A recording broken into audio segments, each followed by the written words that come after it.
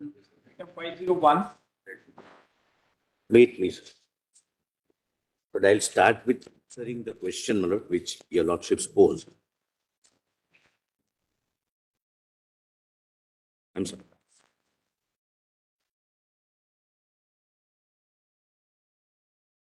Mr. Solicitor, we were wondering that if we go to your written submissions, Yes, and you can really take us to your submissions, and then wherever you want to sort of break off from the submissions, you can emphasize, or you want to read out something else. I shall do that. I shall do that. That might be a good idea. So that we That might, my lord. My lord, I can assure your lordships one thing.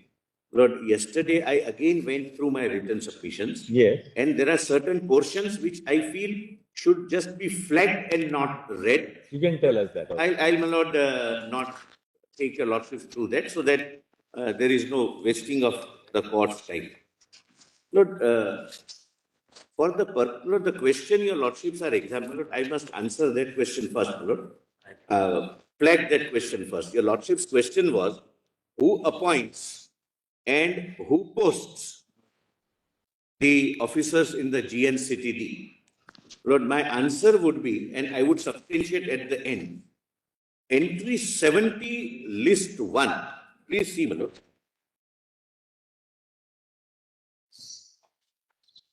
And then, my lord, I'll immediately go to the written submissions. Entry 70, list 1.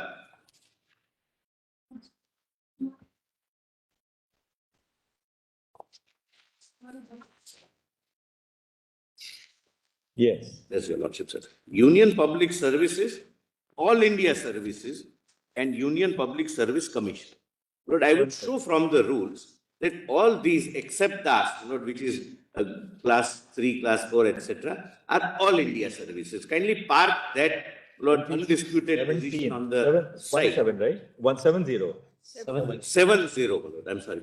Entry. Union Public Services, All India Services, Union Public. Yes, Lord, all are all India services under the rules framed by the President in proviso to Article 309 of the Constitution.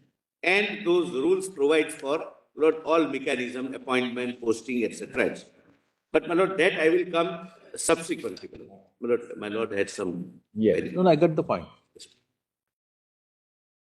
Lord, your lordships would essentially be answering the question, my lord, whether the term services would be hit by the phrase insofar as it is applicable to the union territory.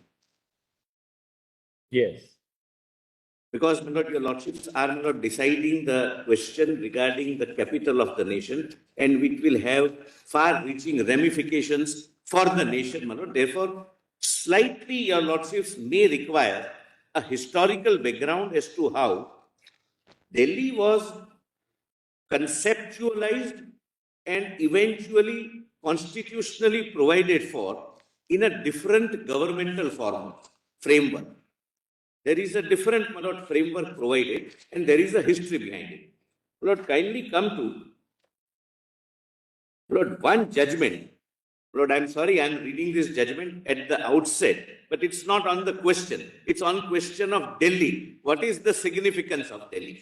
And therefore, my lord, thereafter I'll take your lordships to the, Lord, kindly come to para 2 of my written submissions. Lord, right now, your ladyship, my lords may kindly take only the written submissions.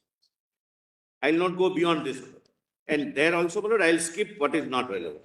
Everything is relevant, but what need not be read. I'll my lord, put it that way. Page 2, Lord, the judgment in Jagdish Sharan versus Union of India. The Justice Krishna Iyer's judgment, as the language would immediately, my lord, make it clear. Para 10. One minute. Pardon? Para? Page 2, para 5, judgment para 10. Yes. Is a quotation. Yes. The capital city is not just a part of India. It is miniaturized India. A fact often forgotten by the administration in the field of culture and education, especially vis-a-vis regional minorities. It is megapolitan and people from all parts flock to this outsized city. But we cannot exaggerate this factor. For the presence of the farther regions like South and Northeast population wise is minimal and precarious. Sri Balakrishnan, the learned council, not the report, Balakrishnan report, not that Balakrishnan, insisted that university was sustained. Your Lordship can skip. We may, then para 56, we may wind up by articulating the core thought that vitalizes our approach. Anyone who lives inside India can never be considered an outsider in Delhi. Look, the concept that people of Delhi has a right of will, etc., etc. Delhi is a cosmopolitan, not just cosmopolitan, it is miniaturized India. It belongs to the nation. It belongs to the entire country. Now, Lord, let's see, Lord. Now, kindly come to para 3. Historically, my Lord, why this would be relevant? Because your Lordships would be examining the chapter of services. And when your Lordship examines the chapter of services, your Lordships will need the distinction between the historical part A states, part B states, part C states, and part D states. There was a distinction which was, my Lord, eliminated, and thereafter, my Lord, now Delhi is formed not from part A and part B, but part C. The relevance I'll come to later. Kindly come to, my Lord, historical background, para 8. It is submitted that Government of India Act 1935 recognized in the circumstances in which it was enacted 3 categories of components of erstwhile union, namely governors' provinces, federating Indian states, and chief commissioners' provinces. Kindly note here, my Lord, at this stage, Delhi was a chief commissioner's province. It was not a federating state. Lord, this classification was reflected in the grouping of states of the Indian Union as part A, B, C, and D states. After independence and after constitution came to be framed. Therefore, when the Indian constitution was enacted, there were 4 categories of states known as part A, B, C, and D. Lord, you'll also take it from me that Delhi was part C state. There would not be any dispute on this factual problem. We differ on the interpretation of the Article 239AA. This fact is not in dispute. Lord, before the Constitution came into force, and even before the independence, Lord, at the request of the Constituent Assembly, a committee was constituted. That was Patabi Sitaramayya. Lord, an eminent tall leader, my Lord, of his time, my Lord, an eminent Congress leader, my Lord, just incidentally, he fought against against Subhash Chandra Bose as a president of Congress and lost, though he was sponsored as a candidate of Mahatma Gandhi. But he lost, Lord, the Subhash Chandra Bose one. Nothing to do with the matter. Lord, I'm not reading the entire recommendations. Kindly see E. Center must have special responsibility for the good government and financial solvency of the for Delhi. This was, my Lord, Delhi specific commission, and they say that Delhi being the capital, I'm not going into, my Lord, the details which ultimately reached into this conclusion, but they say, the committee says, Delhi must have special responsibility because it's a capital of that, belongs to the nation. The nation is known by the capital.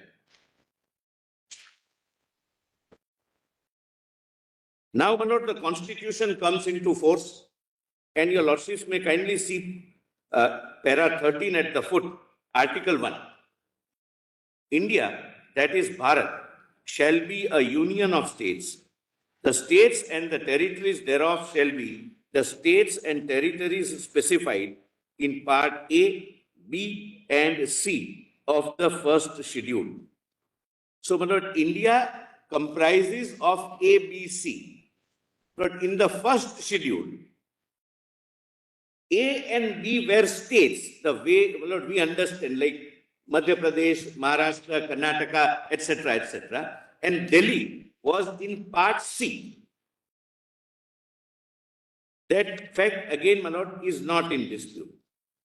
Now kindly come to Manoj, para 15 at page 5. Part C states had also been termed as centrally administered area. They always have been, Manoj, historically centrally administered, and that thread continues with variations till date. That's what, Manoj, I'm trying to respectfully drive at.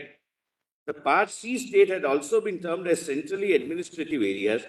Delhi, in addition to Ajmer, Bhopal, Bilaspur, Kurg, Himachal Pradesh, Kutch, Manipur, Tripura, and Madhya Pradesh, was included in the list of Part C states.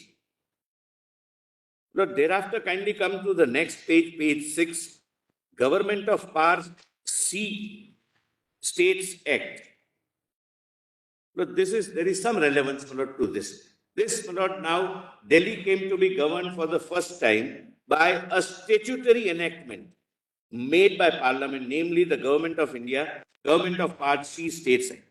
Upon Constitution coming into force, the Parliament enacted Government of Part C States Act 1951 in exercise of the powers under Article 240.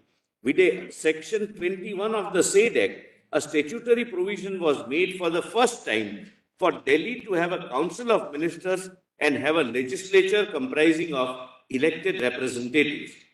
With Section 3 of the Act, a legislative assembly had been created for Part C states. Section 21 had demarcated the legislative power of the assembly of Part C states. Section 21(1) had provided that the legislative assembly of Part C state could make laws with respect to any of the matters enumerated in the state list or in the concurrent list. However, insofar as the Legislative Assembly of Delhi was concerned, the proviso to Section 21 had specifically excluded number of subjects from the legislative competence of the Legislative Assembly of Delhi, including public order, police, land buildings, municipal corporations, etc. My lord. Now kindly turn the page over, my lord, and come to para 22. My lordships would notice, my lord, I am skipping other paragraphs which may kindly be read, my lord, whenever your lordships find at leisure, my lord. But I am right now not troubling your lordships with that. Para 22. Further, the proviso to Section 36(1) of the Act inter alia had provided that in cases of difference of opinion between the Chief Commissioner, not the earlier version of the LG, and his ministers on any matter, the Chief Commissioner shall refer it to the President for decision and act according to the decision given thereon by the President. Pending any such decision, the Chief Commissioner in any case of urgency was duly enabled, empowered, and could take such action or give such direction as it deems necessary. Lord, this is the counterpart of Article 239AA, sub-Article 4. Slightly differently worded, but in substance, that is what it says. Lord, thereafter, Lord, the Parliament appointed Justice Fazal Ali Commission. Please see para 24. In 1953, Fazal Ali Commission was charged with the task of reorganizing the states on linguistic line by the then Prime Minister. In the year 1955, the Commission submitted its report. Lord, so far as Delhi is concerned,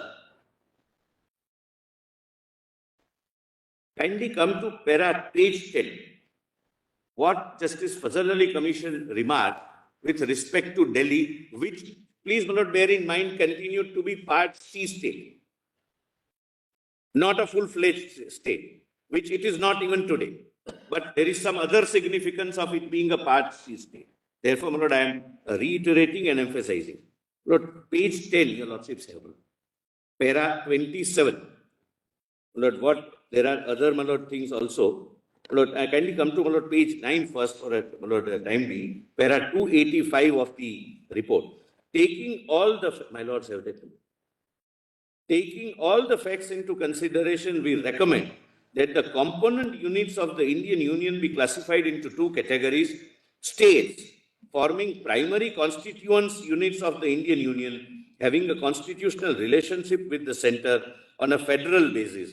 These units should cover virtually the entire country, and territories which, for vital, strategic, or other considerations cannot be joined to any of the states and are therefore centrally administered. Please see the thread which is running historically from the beginning, that there are certain areas which are so strategically located for various reasons. In some areas, defense strategic. For some areas, it may be some external affairs issue. In a capital like Delhi, it's a capital, therefore has its own strategy. And therefore, they say directly the center should administer. And therefore, Manoj, I keep repeatedly insisting that UT is nothing but an extension of union. It may have various shades. Some UT may have legislature, some UT may not have legislature, but ultimately the supremacy and control of the state is not only the need of the hour, had always been thought to be so. Now kindly come to Manoj, Delhi. Justice Fazal Ali Committee, Manoj, what it feels about Delhi, page 10, para 27. With regard to Delhi and its status as the national capital, it had been specifically observed by the Commission as under. It is hardly necessary to discuss in any detail the reasons why Delhi, if it is to continue as the union capital, cannot be made part of a full-fledged constituent unit of the Indian Union. Even under a unitary system of government, the normal practice is to place national capitals under a special dispensation. In France, for example, there is a greater degree of central control over Paris than over other municipalities. In England, I'll come to that, Manoj, if need be, my learned colleague, Mr. Faras's submission. In England, the police administration of the metropolitan area is directly under the control of the Home Secretary, who does not exercise similar powers in respect of other municipal areas. Apart from reasons which are peculiar to each country or city, there are some general considerations necessitating special arrangements in respect of national capitals. Capital cities possess or come to possess some degree of political and social predominance. They are seats of national governments with considerable property belonging to these governments. Foreign diplomatic missions and international agencies are located in these capitals. They also become centers of national culture and art. So far as federal capitals are concerned, there is also an additional consideration. Any constitutional division of powers, if it is applicable to units functioning in the seats of national government, is bound to give rise to embarrassing situations. Practice in other countries, administrative necessity and desirability of avoiding conflicting jurisdictions all point to the need for effective control of national governments over federal capitals. It may be recalled that the desirability of excluding the seat of central government from the jurisdiction of a provincial government was one of the main considerations which led to the transfer of imperial capital from Calcutta in 1912. Lordship may skip the rest, 589. It is conceded that the national capital has to be under the effective control of national government, and both New Delhi and Old Delhi have to be treated as a single unit for administrative purposes. There will be a little scope for difference of opinion on its future administrative pattern. Lord, kindly turn the page and come to page 591. In devising a system of government for Delhi, therefore, we must take into account primarily the requirements and aspirations of cosmopolitan urban population. Urban problems such as slum clearance, reconstruction, city planning, recreation, transportation, and primary and secondary education all fall within the domain of municipal finance and enterprise. If we were to guide, we are to be guided by these clear considerations as well as by the experience of other advanced countries. Municipal autonomy for Delhi in the form of a corporation would appear to be the most appropriate method of meeting and reconciling the broader requirements of the national government as well as the local needs and wishes of the people. We have given careful consideration to the argument that a denial to the people of Delhi of the benefits of popular government at state level would be a retrograde step. It has to be realized that if Delhi is to continue to be the seat of central government, it must adopt a model which is sound in principle and administratively workable in practice. People residing in national capitals enjoy an advantageous position and they must be prepared to pay some price for it. It may be pointed out that the legal residents of the District of Columbia in USA are at present totally disfranchised. Then they say that that should not happen. Last three lines. We are definitely of the view that municipal autonomy in the form of corporation, which will provide greater local autonomy than is the important federal capital, is the right and in fact the only solution to the problem of Delhi. Thereafter, my lord, final recommendations are given in the similar terms. Now, my lord, comes the Constitution 7th Amendment. For the first time, my lord, the Constitution is amended based on the report of Justice Fazal Ali Commission. And the concept of union territory comes, and this is, my lord, very, very relevant. But for this reason, when your lordships would examine the constitutional provisions, particularly with respect to services, your lordships would find that there are several amendments made through Constitution's 7th Amendment Act.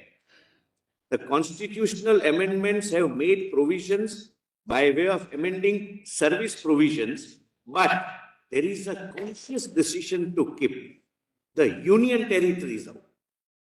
To put it differently, for the first time, the concept of union territory constitutionally comes under the 7th Amendment, with other amendments under the 7th Amendment. But union territory is given a separate treatment and not the treatment which is given to other federating states. Lord, kindly see. Article 1, Lord, this is now post-amendment. India, that is Bharat, shall be a union of states. 1 minute. Which page? I'm sorry, my lord, page 12, para 30. This is reproducing, my lord, the Article 1 post 7th Amendment, which was based on the report of Justice Fazal Ali Commission. Yes.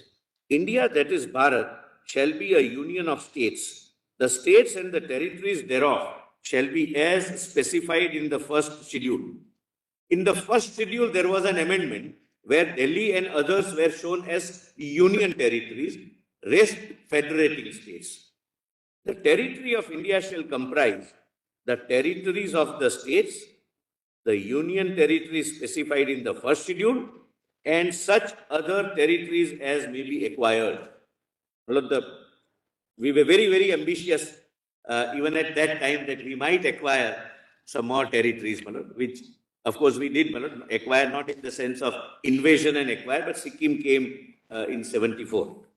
Thereafter, I have given in a tabular format for your lordship's convenience what happened in 7th Amendment, pre-amendment position on the left column and post-amendment position on the right column. But your lordship will not kindly come to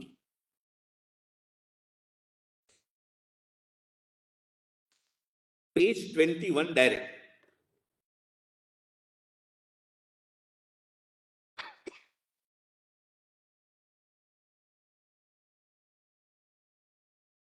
Yes. Lord, this may kindly be read a little closely. Your lordship knows, my lord, the provisions of services is made in part 14 of the Constitution of India. Part 14 came to be amended by 7th Amendment. That is the lordships would find at 308, my lord, the bottom foot of page 21. Left hand side is pre-constitution, right hand side is post. Interpretation. In this part, unless the context otherwise requires, the expression state means a state specified in part A or part B of the first schedule. Page 21. I'm sorry, your ladyship, it is page 21 at the foot, article 308, which is the first article in part 14 of the Constitution. The heading is services. services of union and the states. Why, my lord, I show this for three reasons, which I'll, my lord, assist your lordship with subsequently. Lord, before the constitutional amendment by the seventh amendment, interpretation was in this part, unless the context otherwise requires, the expression state means a state specified in part A or part B of the first schedule, meaning thereby, even before the constitution, for part C states, there was no separate service contemplated,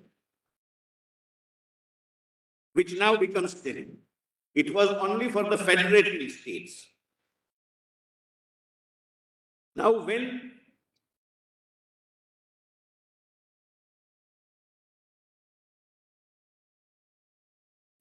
the constitution was being amended under seventh amendment, and the concept of union territory was being introduced, if the framers of the constitution by the parliament wanted to have a separate union territory service, it would have done so, because this is amended simultaneously. Seventh amendment introduces union territory and also amends 308. Now see what is the amended provision of 308.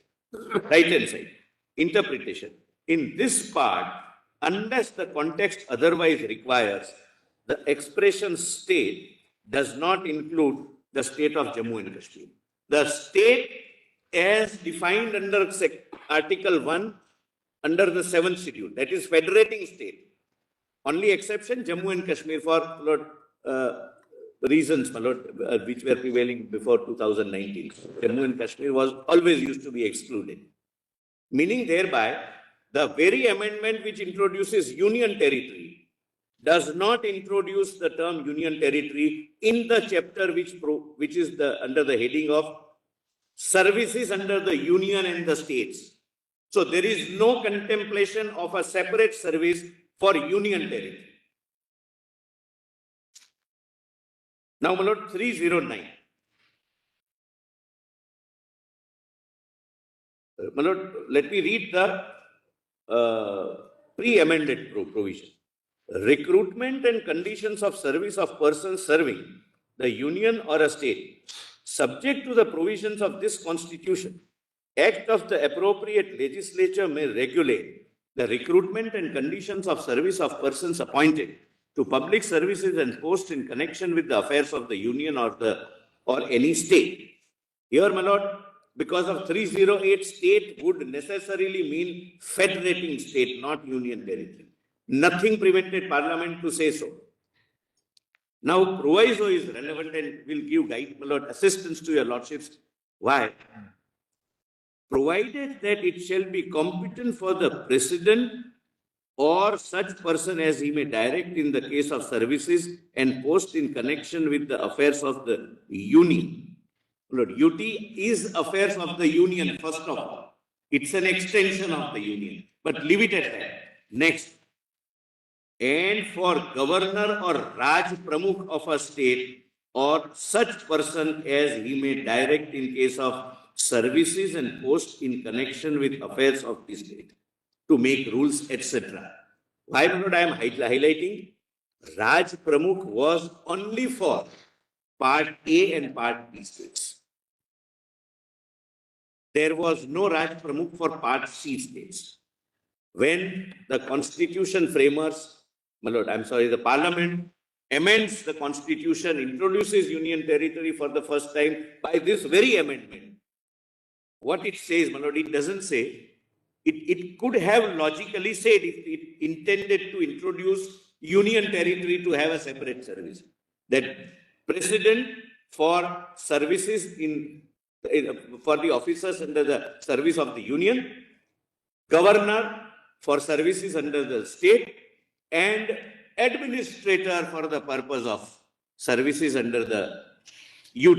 Kindly see, my lord, what it says. My lord, right hand side proviso.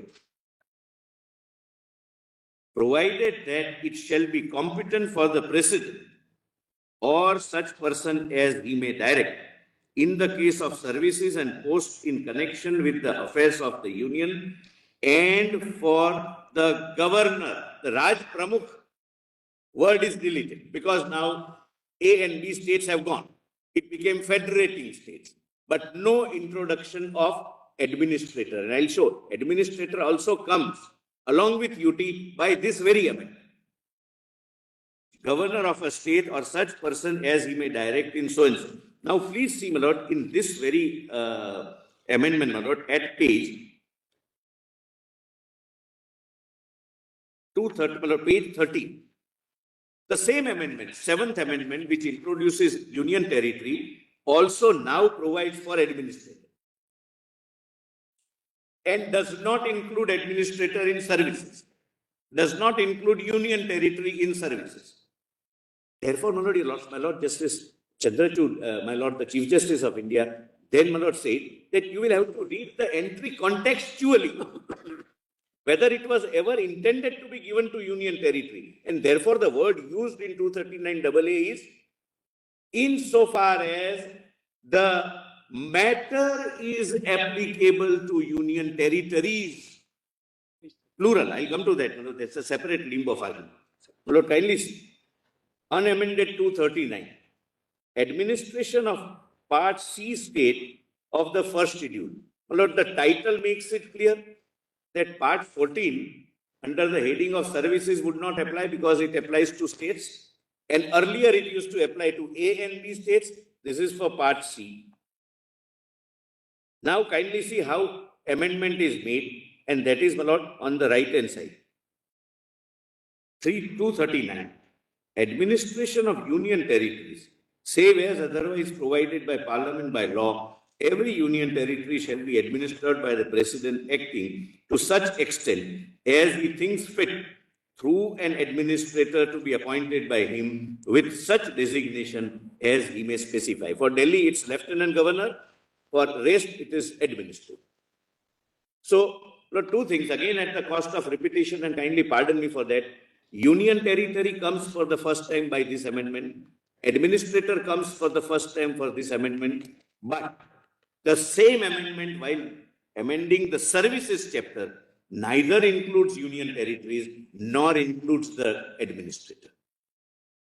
A conscious omission, a conscious legislative call that there would be union services and services of the state, not services for union territories.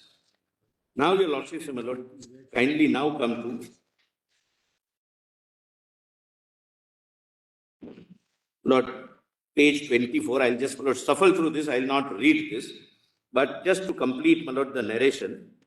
In view of, my Lord, Justice Fazal Ali Commission's report that there must be given right to franchise in case of municipal matters like sanitation, etc., etc., Delhi Municipal Corporation Act 1957 is enacted.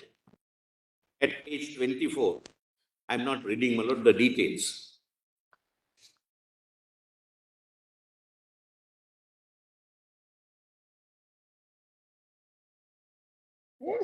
Then, my Lord, page 25, Constitution 14th Amendment Act.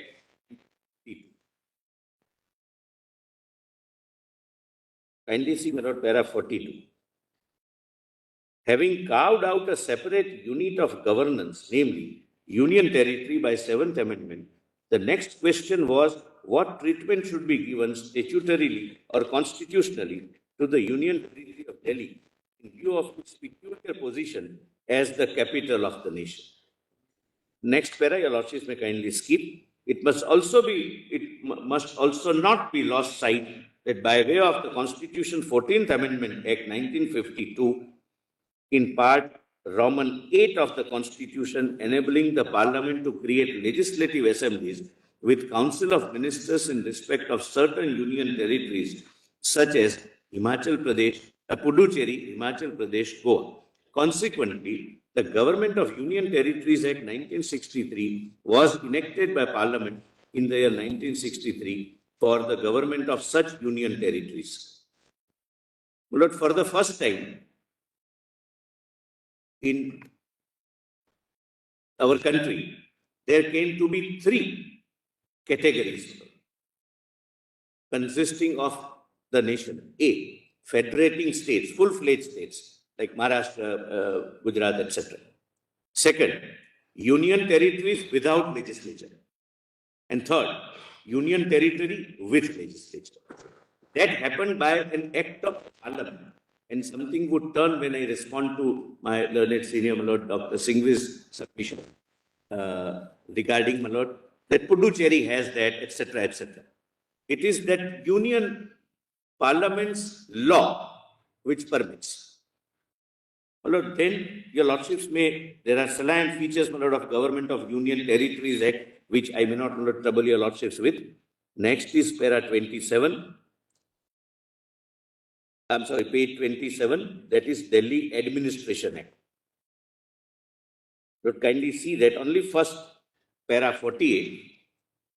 In 1966, Delhi Administration Act had been passed to provide for an elected body of Delhi Metropolitan Council, which may propose, recommend legislations to be passed for Delhi.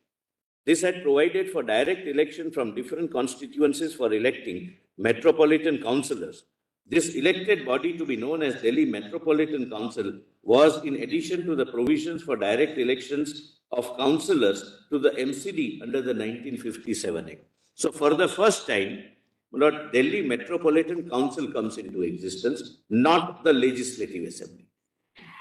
That's all. No? That's as a part of the narration. Now comes, Lord, the most important part. Lord, there was a wish, desire, and hope of the people that we must have an assembly. The Parliament, Lord, the government of the day, constituted a commission headed by Justice Sarkari. One of the member was Mr. Balakrishnan. Lord, incidentally, Justice Sarkaria completed virtually the substantial report. He worked for 13 long months, Lord, on this report. And thereafter, Lord, he was requested to be the chairman of the Press Council of India. And therefore, he demitted the office from the commission. Therefore, when the report was presented, it is known as Balakrishnan report, my Lord, but it essentially is a joint report substantially prepared by Justice Sarkaria. Nothing turns on that. It nonetheless is a report, but it is a report by someone, my Lord, having legal acumen and who has done a remarkable job, Lord, in his Sarkaria Commission report defining center-state relationship. My Lord, pausing here for a minute, my learned friend made extra efforts to ensure that your lordships do not go through Balakrishnan report. Lord, Balakrishnan committee report is necessary for two reasons. Lord, Balakrishnan committee report became the basis of the 69th constitutional amendment, which introduced 239AA. It is the basic foundation. That is number one. Number two, the then Home Minister, while introducing the 69th Amendment Bill, in more than one places say that this entire bill is structured based on the recommendation given by Balakrishnan Committee.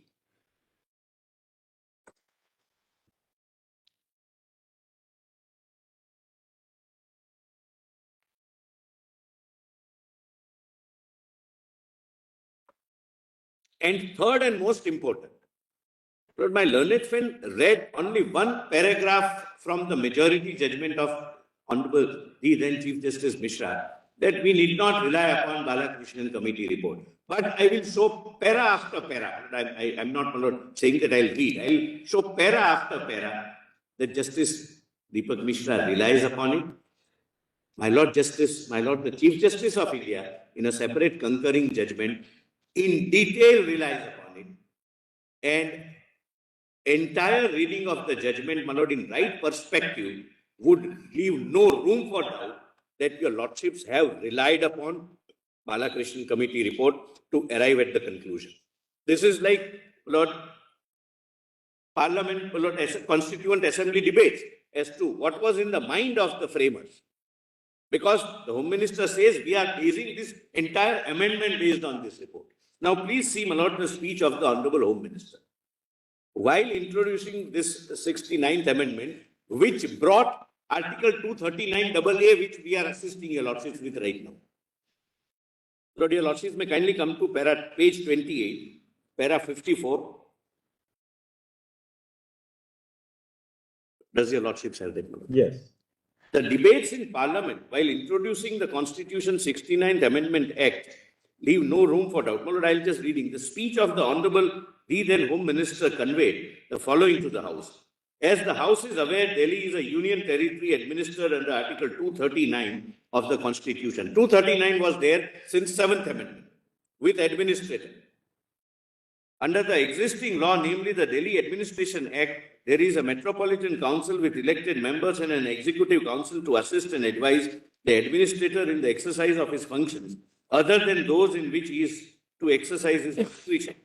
The Metropolitan Council is only an advisory body with no legislative powers. There has been persistent demand for a representative form of government in Delhi and also for removing problems faced by the common man, such as multiplicity of authorities with overlapping functions. With a view to finding a permanent solution to the problem of the problems, the government appointed a committee on 24th December 87 under the chairmanship of initially Sri Justice R.S. Sarkar, but it should be Sarkarian, and subsequently Sri Balakrishnan with wide terms. Lord, I have given the constitution or composition of the committee at page 28. From the beginning, it is Justice Sarkaria as chairman, Ramesh Chandra, former Secretary Urban Affairs as member, and Balakrishnan, advisor to the Home Ministry as the member. So he was there, my Lord, from the beginning. Thereafter, my Lord, the Honorable, the then Honorable Home Minister discusses, my Lord, what is the, Lord, kindly see page 29, unnumbered para 3.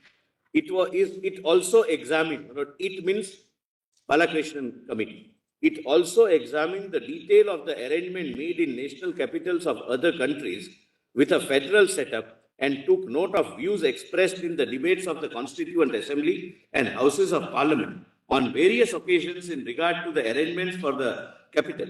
It also studied the recommendations made by the earlier committees and the commissions. The committee was aware of the complexities involved in designing a proper structure of government for a national capital, particularly for a country with a federal setup. Two conflicting requirements have to be reconciled. First, the requirement of satisfying the democratic aspirations of the citizens of capital to govern themselves in consonance with the spirit of the Constitution is very important. Secondly, as has been recognized the world over as well as in our country all along, the national government should have sufficient control of the capital city and its administration for discharging its national and international responsibilities and commitments. Further, the effective administration of the national capital is of vital importance to the national government for ensuring the requisite degree of security and administrative efficiency. In addition, there is the need to preserve the cosmopolitan character of the capital. The report of Balakrishnan Committee has attempted to design a government structure for Delhi, which would secure a reasonable balance between these requirements. The committee has come to the conclusion that on an objective appraisal of the aspects, any arrangement that involves the constitutional division of functions and responsibilities between Union and Delhi administration will be against the national interest and should be ruled out, and that, therefore, Delhi should continue to be a union territory with a legislative assembly with appropriate powers.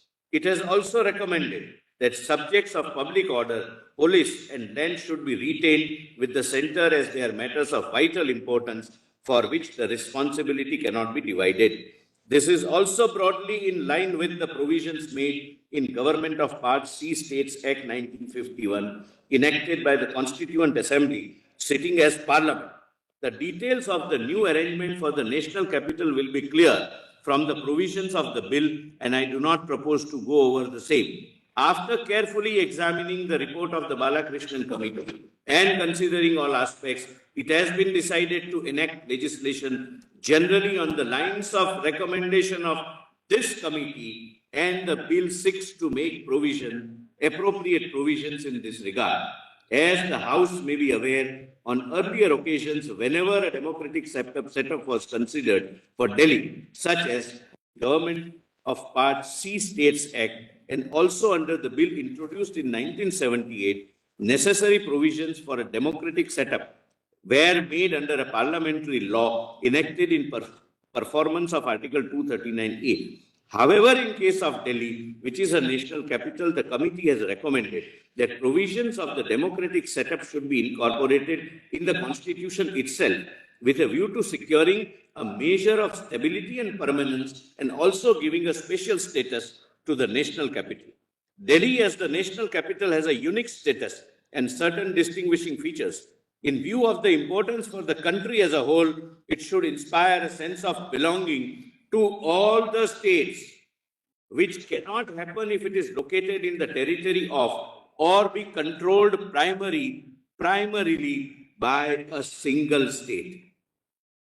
The arrangements made in this regard to the national capital in other countries, particularly those with a federal setup, and all the thinking that has gone into this subject so far, fully support the view that national capital should be under the full control of national government. Lord, this is precursor to 69th Amendment, which introduced 239AA. The Home Minister says so while introducing the bill. At no point in the past has it ever been considered possible to make Delhi a full-fledged state. The Constituent Assembly went into the matter in great depth. It was observed during the debates that in the capital city, a large federation like ours, the arrangement should be that in the area over which the federal government has to function daily, that is the national government, practically in all details, the government should have unfettered power which is not contested by another and subordinate legislature. This is the intention, and this is how, in my respectful submission, 239AA will have to be read. The States Reorganization Committee and all other committees have reached the same conclusion. Several important national and international institutions like the President, Parliament, the Supreme Court, etc., as well as all foreign diplomatic missions, international agencies, etc., are located in Delhi. It is also a place to which high dignitaries from other nations pay official visits frequently, and it is in the national interest that highest possible standards should be maintained in the administration of the national capital. It is also in national interest that the center should have control over the national capital in all matters, irrespective of whether they are in the state field or union field. Lord, I am not re-arguing the Constitution bench judgment. I am only confining this to the services and the control, Lord, which the very foundation stone of 69th Amendment recognized. If Delhi is made a full-fledged state, it would be constitutionally impossible for the central government to intervene in any matter relatable to state lists, such as public order, public health, essential supplies, municipal services, etc. These are not illustrative. These complete constitutional prohibition will make it impossible for the central government to discharge its national and international responsibilities in relation to capital if Delhi becomes full state. Then 69th Amendment Act comes, which brings in 239AA. Now, this is, I'm sorry. Yes. Lord, this is the relevance of Balakrishnan report, and I will read it at the end using my discretion not to read which is not relevant, but to say that Balakrishnan committee report should be discarded may not be a correct assistance to the court. Lord, I am not relying upon, my Lord, I at the outset, my Lord, pointed that wherever word state is used, union territory is outstate, that part of the commission I am not relying upon. That, my Lord, the Chief Justice of India has taken care, my Lord, in the Constitution bench. It has to be decided contextually, but to give context to the word insofar as it is applicable to union territories. Lord, your Lordship would examine whether a particular matter, Constitution doesn't use the word entry, particular matter is applicable to union territories. It's not in singular, it's in plural. Can Lakshadweep do that? Can Dadra and Nagar Haveli do that?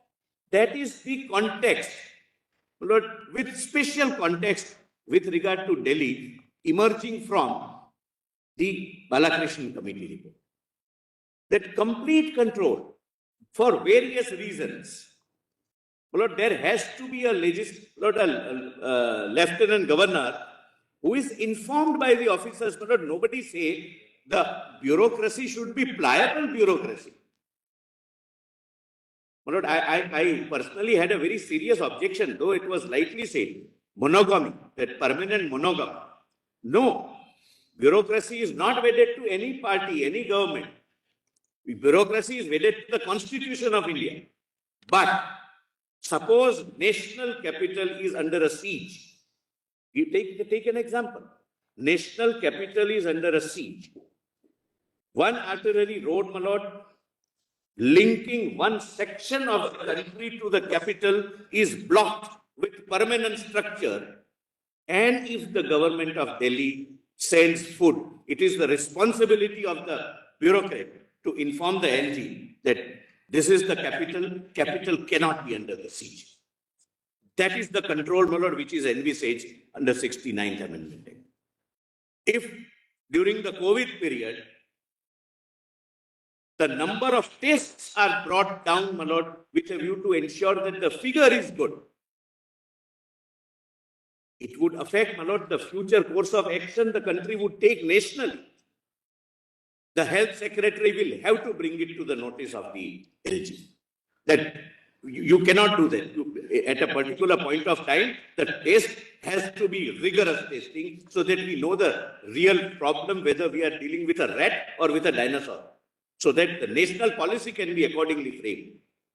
If we show only 10 persons are affected with COVID, though there are 500, Lord, we may have a situation where all high commissioners and ambassadors are affected, and the world over the message will go that the government of India is doing nothing. It is the national shame. Lord, therefore, I am not saying the bureaucracy should be loyal to the central government, but the central government must have a say. Who will be appointed and who will head which department? Then, as I have shown from the terms of business, he is bound by the transaction of business rules. He is reporting to the minister. He is taking orders from the minister. He is bound by the instructions of the minister. If there is any difference, it goes to the Council of Ministers. Council of Ministers is supreme. Collective responsibility, democratic functioning, everything is, my lord, I respectfully bow. But to say that once the officer comes under my jurisdiction, it's my decision what to deal with, how to deal with him, and what to tell him, that goes against the very spirit with which 239AA is introduced.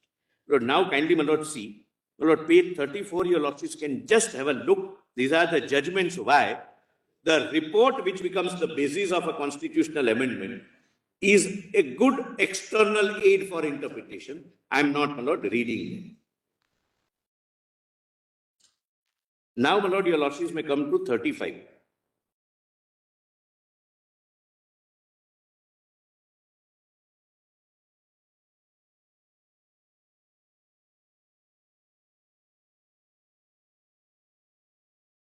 Your lordships have read and reread Article 239AA, but it would take 5 to 10 minutes, my lord, if your lordships allows me to read it, and your lordship reads it with me, the way, my lord, I perceive 239AA to be, which, my lord, gives the supremacy, not only to the parliament, but to the executive as well, because the executive function is always coterminous with the legislative function of the executive, my lord. Lord, where 35. Mr. Solicitor, instead of reading that, if you can just look at your para 67. Yes. You have highlighted some very important aspects of 239A. So we Yes. can read para 67 actually. Because you have paraphrased which are those parts of 239A which are crucial according to your submission. Yes, my lord. Only one thing before that, with my lord's permission. May I read 3A only first and then come to 67? All right. Yes, all right. We can read 3A at 35. Yes. subject to the provisions of this constitution. Kindly pause here for a minute.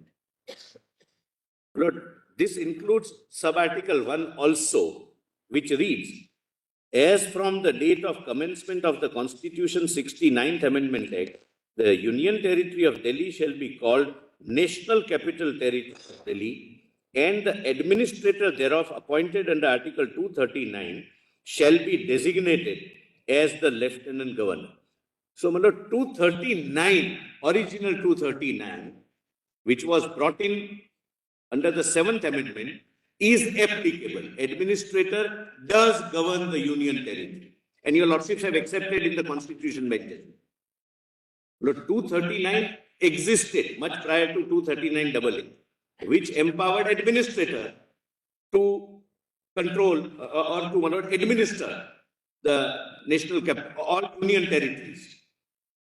So that continues because it is subject to the Constitution, and which includes 239 and includes 239 AA sub-article 1. Then, my lord, further, 3A. I'm sorry. Yes. No, my lords are jotting. The Legislative Assembly shall have power to make laws for the whole or any part of the National Capital Territory with respect to any of the matters enumerated in the state list or in the concurrent list. Please mark, insofar as any such matter, not entry, any such matter is applicable to Union territories. Lord, plural. So the test in my respectful submission for your Lordships would be a subject matter wise selection of implied exclusion. My lord, there are two exclusions under this. First is, my lord, insofar as any such matter is applicable to Union territories. That is implied exclusion contextually, as my lord, the Chief Justice of India has read, and I'll show my lord, those paragraphs from the judgment.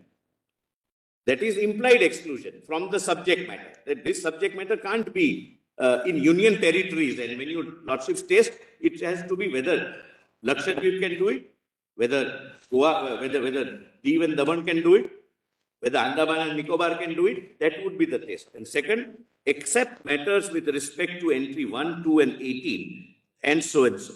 Now B. Now, my lord, kindly come to 37. My lords, Lord Chief Justice of India, my lord, very kindly indicated, para 67. A perusal of Sub-Rule 3 would show that the extent of legislative powers of the Legislative Assembly of NCT is consciously, unequivocally, and manifestly circumscribed by 5 modes. A. My lord, I have already pointed out, subject to these provisions of the Constitution. That is, administrator, govern Union territory, continues. And 2. The legislative power of Delhi Legislative Assembly to be it under state list or in concurrent list is circumscribed to the extent insofar as any such matter is applicable to Union territories. So, my lord, in other words, the legislative power of Assembly cannot extend to any of the entries in the state list or concurrent list if the state entries are not applicable to Union territories. It does not use the expression in relation to Union territories. It says applicable. My lord, applicability test is a rigorous test. It should be applicable. Relating to is a lesser. Then third is, my lord, specific exclusions. My lord, those 3 entries and entries relating to them. My lord, again, my lord, the very same article first uses the word applicable. Insofar as they are applicable to Union territories, and then say entry 1, 2, and 18 of the state list and entry 64, 65, and 66 of that list, insofar as they relate to state entries. Lesser of the rigors, lesser of the test to be applied, and lesser of the threshold to be crossed while examining. Then 4. The legislative power of Delhi Assembly is further circumscribed by sub-article 3B and sub-article C of the Constitution. The parliamentary legislation can supersede the Legislative Assembly's Act in place. since Article 239AA3B and C is also part of the Constitution, this is circumscribed power conferred upon the Legislative Assembly. My Lord, kindly pause here for a minute. My Lord, what I'm trying to assist your Lordship with is this.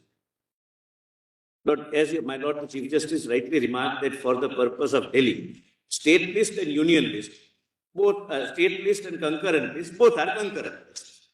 Meaning thereby, the Parliament can make a law even from the state list, which is not permissible in case of federating states, which overrides the state list.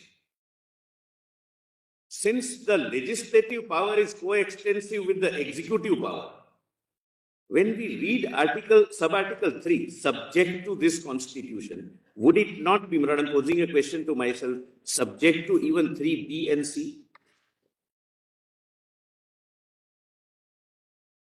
Please, my Lord, read that. Again, my Lord, at page 35. Subject to the provisions of this constitution, then your Lordships have read, come to B. Nothing in subclause A shall derogate from the powers of Parliament under this constitution to make laws with respect to any matter for a union territory or any part thereof. So, the legislative power under A is subject to B because B is also a part of the constitution. And it starts with subject to the constitution. And C is, my Lord, supremacy. If there is a law made, then it would prevail. It's like, my Lord, 245. Then, my Lord, fifth, I'm on page 38. The fifth limitation on the power is to be found in Article 264 to 246.4, my Lord, which I have quoted. Please read, my Lord, at the foot. My Lord, the title is Subject Matter of Laws Made by Parliament and by the Legislature of the States. My Lord, hierarchical list is given. First, union, then supremacy of the state, etc. But 4, Parliament has power to make laws with respect to any matter for any part of the territory of India not included in a state, which includes, my Lord, union territory. Notwithstanding that such matter is a matter enumerated in the state list. This is the limitation on the power of Delhi Assembly and supremacy of the Parliament, which my lords have accepted in the Constitution bench. Now, your lordships, my lord, kindly, my lord, skip. I have reproduced, my lord, what the High Court has said, my lord. High Court accepted our proposal, my lord, our argument, my lord, but I'm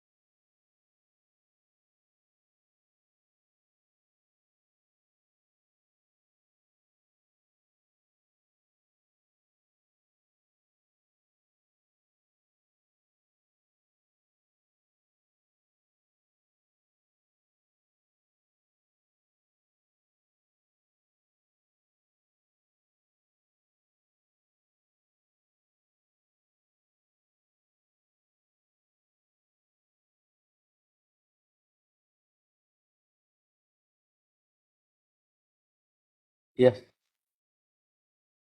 Just before I take Manoj, just for one repetition, kindly read Manoj 246.4. Just for my notes consideration. Manoj, I could not make myself clear. Two. Page 38, 246, Article 246. Parliament can legislate with respect to any territory which is not included in us. Included in this. I think you read it. You read it, yes. Yes. So now coming to Manoj, page 41, Manoj, the heart of the matter. The scope of the expression insofar as any such matter is applicable to union territories. Page 42. But before I read this, let me make one statement after reading Constitution Benjamin. The majority view, not majority, it's a concurring view, but judgment of my Lord Justice Deepak Mishra, as my Lord swear, does not deal with this interpretation at all, and I'll make that good. Well, the submissions were that even majority has accepted insofar as doesn't mean anything. They have not touched upon this. My Lord, the Chief Justice of India has touched upon it. Kindly, my Lord, come to page 42, page 42. I have quoted the para 316 of my Lord, the Chief Justice of India's view on insofar as. Otherwise, the majority doesn't say a word about it. And I have noted the paragraph in which para what is saying. This is not touched upon.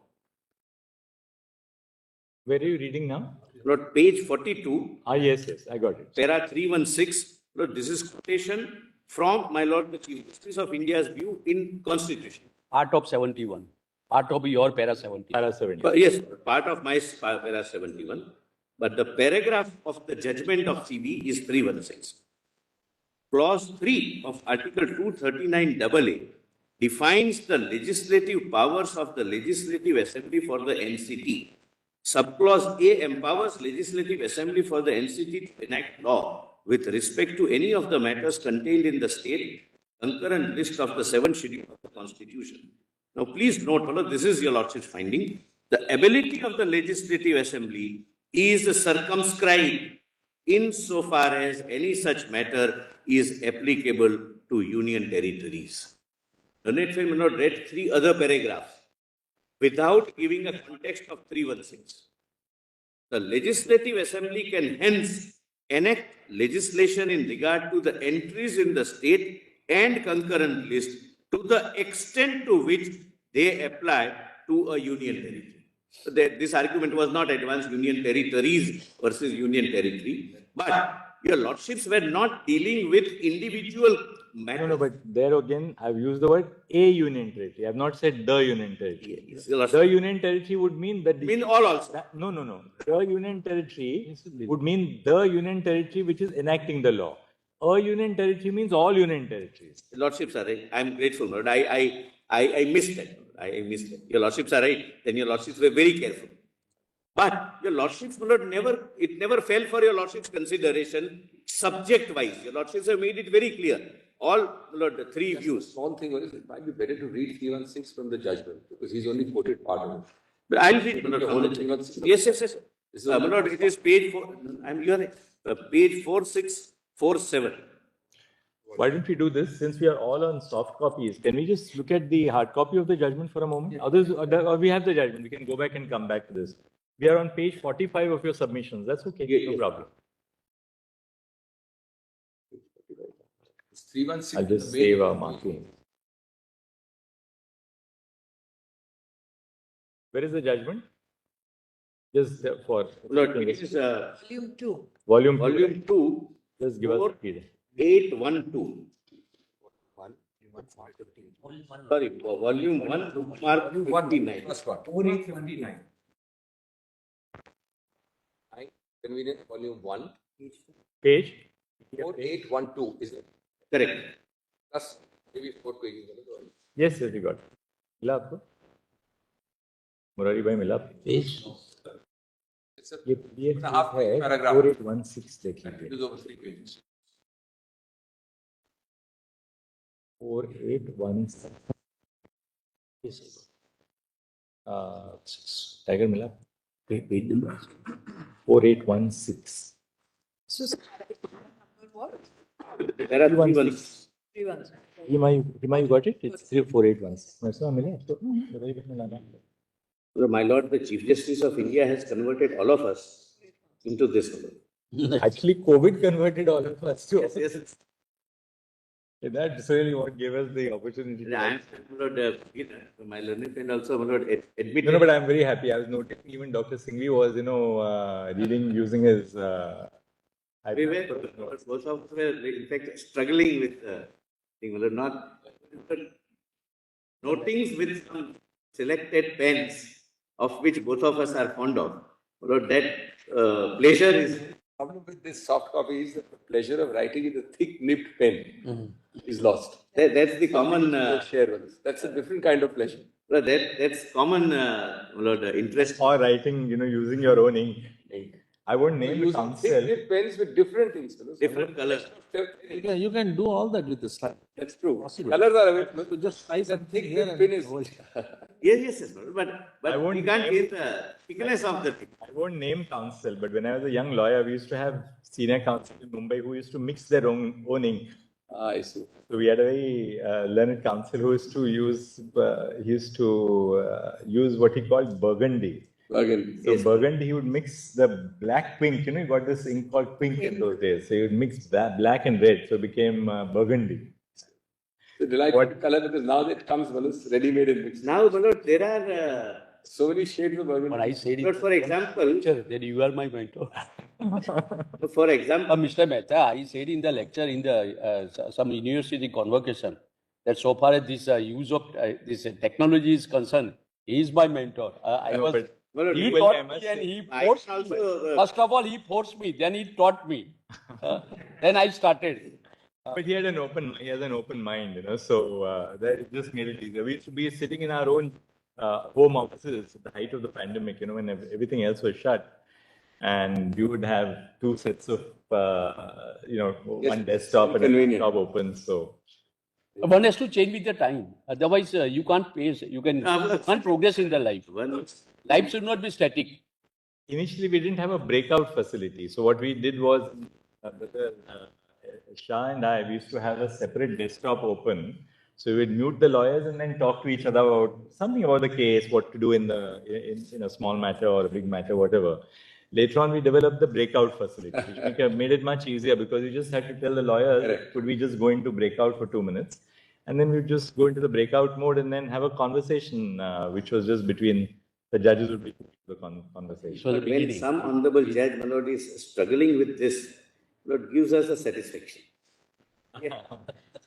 Hope you're getting this way. No, No. But all colleagues really started, with the Yes, pandemic. I mean, yesterday, I remember just Hemant Gupta and I sat, then Brother Shah and I for a long time we sat together. Then Justice Vikram Nath, Justice Suryakant, Justice Rastogi, so many almost colleagues who everyone. sat. Remember yesterday on And of that, course, all of us had to get Justice Hima Kohli. couplet with my learned friend, my Lord, on struggling of the judge, my Lord, and what is the reaction of the member. Some good couplet I shared with my learned. No, but just like that, because COVID has so many positive aspects. One of them, the worst nightmares always have positive aspects to this. The Yes. power of minimalism, the power of digital work. Power of digital media. Now, my Lord, almost all councils have conferences virtual. It saves time, money, energy, comfort, everything because 3 people coming from Bombay, etc., wasting 2-3 days, coming prior. This is that they join and this has changed the way of life for better. There's always a silver lining. Lord, No, sir, that is the life. Otherwise, it is saying every bad thing, you have to see the good thing.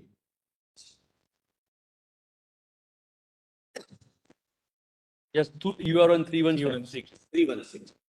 Clause 3 of Article 230AA defines the legislative power of the Legislative Assembly for the NCT.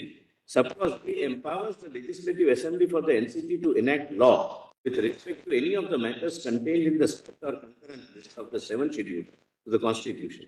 The ability of the Legislative Assembly is circumscribed insofar as any such matter is applicable to union territories. The Legislative Assembly can hence enact legislation in regard to the entries in the state and concurrent list to the extent to which they apply to union territory, To a union territory, or of equal significance is the exception which has been carved out. Equal significance. It's not, my lord, that there are excluded entries. It's very categorical that one is implied exclusion and another is specific exclusion, namely police, public order, etc., etc. 1, 2, and 8. So, insofar as is a separate category by itself, my lord, that's the law. My lord, my learned friend read, my lord, 462 and 463. But that, my lord, will not dilute your lordship's inherent finding, my lord, in this. Can I let it read the rest? After that, where I've quoted those entries, can we just see Placidum B on the next page, just to sort of give us a little time to reflect on it, that's all. Placidum B. The legislative. Yes, my lords have quoted. I skipped the quoted part. Yes. The Legislative Assembly is disabled from enacting laws governing the above entries, which deal with offences against the laws referable to the state list, jurisdiction of courts and fees. Insofar as they relate to public order, the police and land, this is a constitutional indication of the fact that NCT has been considered to be of specific importance from the perspective of the nation, to exclude three important areas which have a vital bearing on its status as a national capital.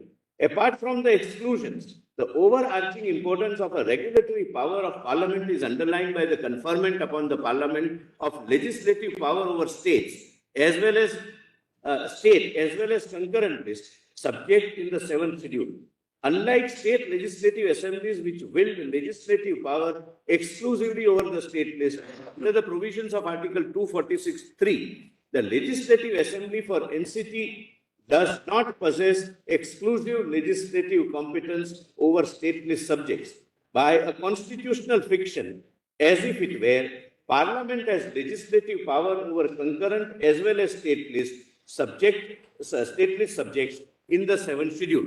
Subclause C of clause 3 of Article 239AA contains a provision for repugnancy.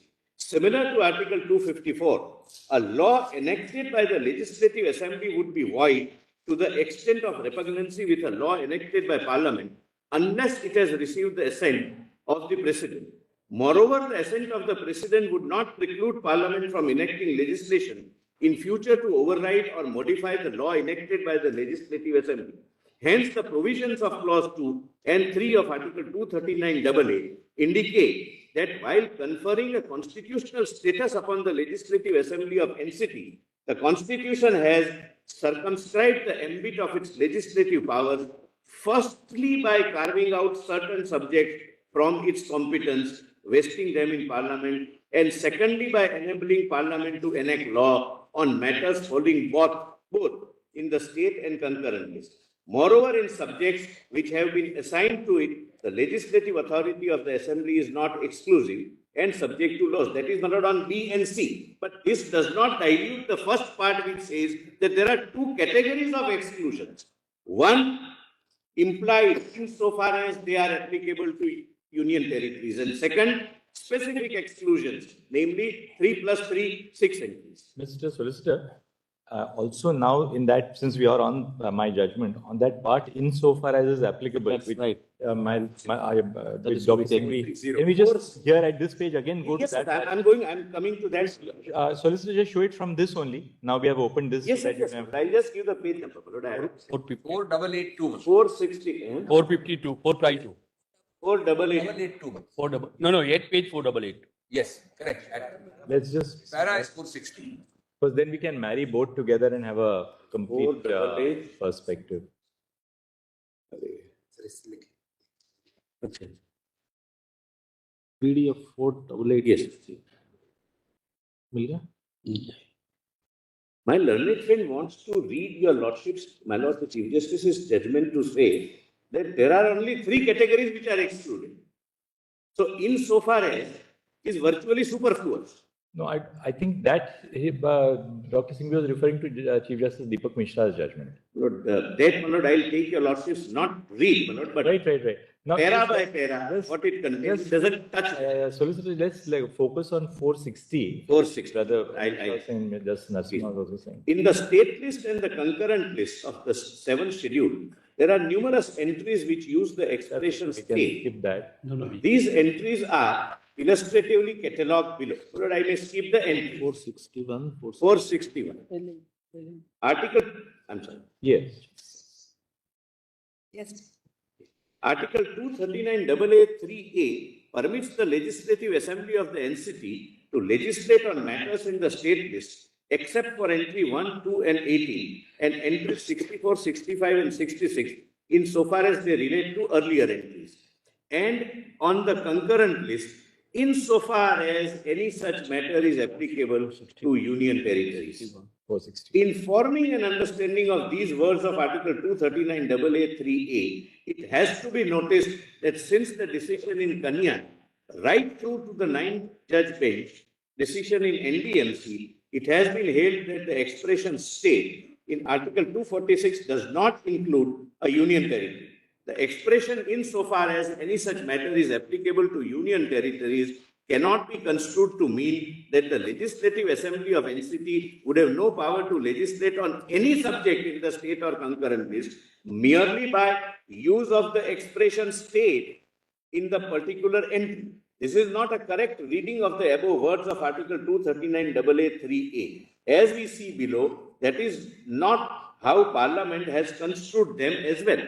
But I'm not, Lord, joining any issue. I at the outset said that yes, mere use of the expression state would not mean that the entry is excluded. It will have to be seen contextually whether on that matter, not entry, on that matter, any union territory can legislate or not. Then, my lord, 462. Section 7(5) of the GNCTD Act provides that salaries of the Speaker and Deputy Speaker of the Legislative Assembly may be fixed by the Legislative Assembly by law. Section 19 provides that members of the Legislative Assembly shall receive salaries and allowances as determined by the Legislative Assembly by law. Section 43(3) similarly provides that the salaries and allowances of ministers shall be determined by the Legislative Assembly. However, Section 24 provides that a bill for the purpose has to be reserved for the consideration of the President. Parliament would not have enacted the above provision unless legislative competence resides in the states on the above subject. The subjects pertaining to salaries and allowances of members of the legislature of the state, including Speaker and Deputy Speaker, and of the ministers for the state are governed by entry 38 and entry 40 of the state. The GNCTD Act recognizes the legislative competence of the Legislative Assembly of NCT to enact legislation on these subjects. The use of the expression state in these entries does not divest the jurisdiction of the Legislative Assembly, nor are the words Article 239AA3A exclusionary or disabling in nature. Lord, in the context of the word state, Just read on. The purpose. the purpose of the above narration is to indicate that the expression state is by itself not conclusive of whether a particular provision of the Constitution would apply to union territory. Now just go slow on the next sentence. Just very slowly, just read the next sentence. Similarly, it can also be stated that the definition of the expression state in section 358 of the General Clauses Act, which includes a union territory, will not necessarily govern all references to state in the Constitution. So now just pause here. That is, there are two things. The first part shows, the first sentence of para 463 says that merely because something, an entry says state, that will not exclude the union territory. The second sentence says, but on the other hand, merely because in section 358 of the General Clauses Act, state includes a union territory, does not mean that every reference to state in the entry will include a union territory. So both, they're excluding both extremes, you know? Yes, my lord, your lordships have taken, my lord, the correct path, my lord. That Now just see, if there is something which is repugnant, if there is something which is repugnant to if this, there is something which is repugnant in the subject or context, the inclusive definition in section 358 will not apply. So even if state includes union territory, if the subject is alien to the union territory, it will not apply. This is made clear in the precedent emanating from this court. In certain contexts, it has been held that the expression state will not include union territories, while in other contexts, the definition in section 358 has been applied. Now, this is the finding, Your Lordship's finding. Hence, the expression insofar as any such matter is applicable to union territories is not one of exclusion, nor can it be considered to be so irrespective of the subject or context. Now, Mr. Paluta, we've seen my judgment.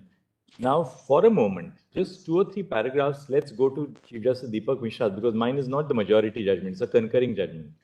We've taken the same conclusion, but on this, Justice Mishra spoke for himself, Justice Khanvilkar, And Justice Sikri. and Justice My Sikri. Lord Justice. And there was a concurring opinion by Justice Ashok Bhushan also. Yes. Both Justice Bhushan and I spoke, right, separately. One issue. Dissented on one issue. Sorry, Justice Bhushan dissented on. on one issue. Otherwise, it's also another concurrent. No, there is no dissent. No, this there's no. In this, One issue, Manoj. Plus the way, plus just although the proceedings of this court concurring opinions, once your lordship reads Justice Bhushan's opinion on the aspect of whether union government has parallel executive power, he says it does.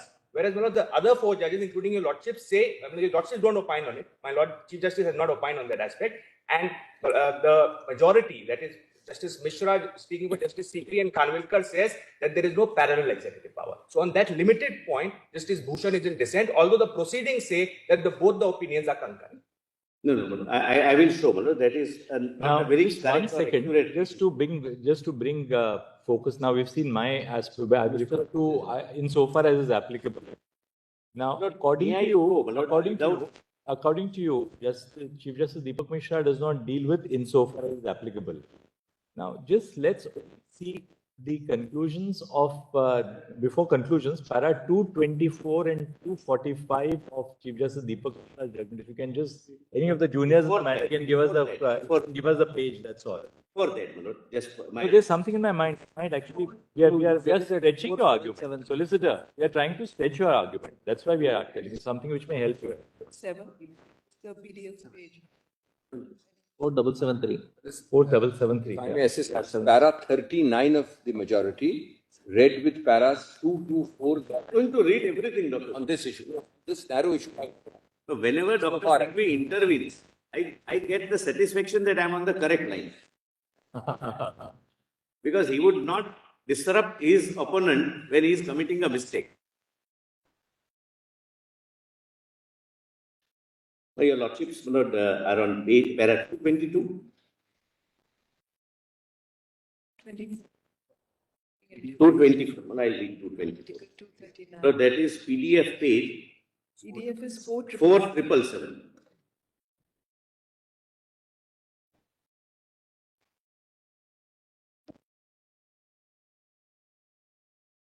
Where does Chief Justice Deepak Mishra deal with the legislative power?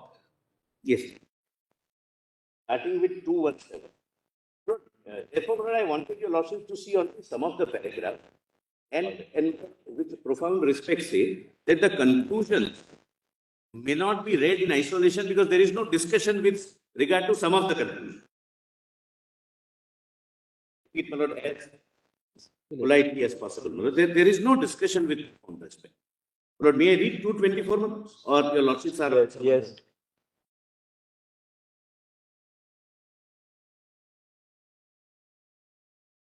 (224). 224. I'll read with my Lord's permission. Article 239 AA4 confers executive powers on the government of NCT of Delhi, whereas the executive power of the Union stems from Article 73 and is coextensive with Parliament's legislative power.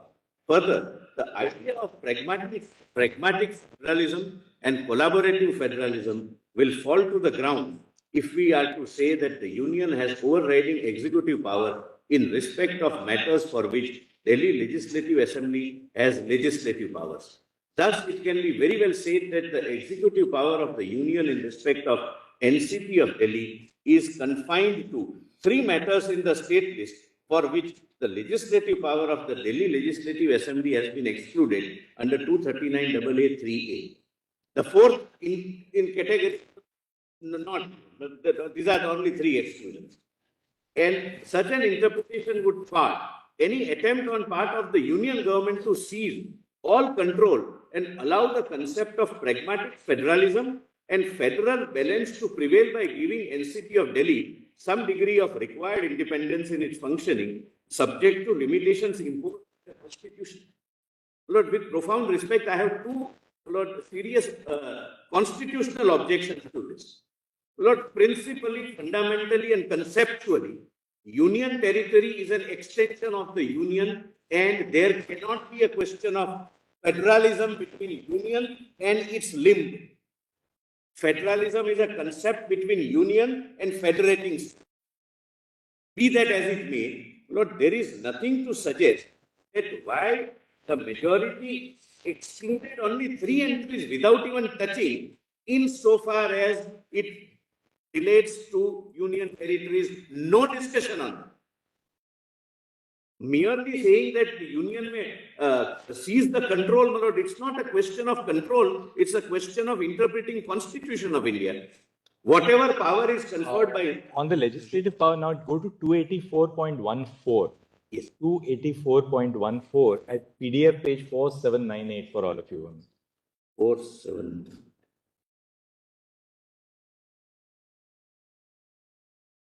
That's the conclusion. Yes, that's the conclusion without any discussion. And I'll not... I'll make that good, my lord. Kindly note that, bear that in mind. This is the conclusion, but there is no discussion why this conclusion is reached. And I will take your lordships to para by para without reading it, that what this para contains. No insofar as discussion. The interpretative process, this dissection of Article 239 AA 3A reveals that Parliament has the power to make laws of the national capital territory of Delhi with respect to any matters enumerated in the state list and the concurrent list. At the same time, the Legislative Assembly of Delhi also has the power to make laws over all those subjects which appear in the concurrent list and all but three excluded subjects in the state list. No discussion on insofar. This, according to, doesn't factor in insofar as is applicable at all. Is not called upon. Not called upon to decide. That's the reason. Yeah.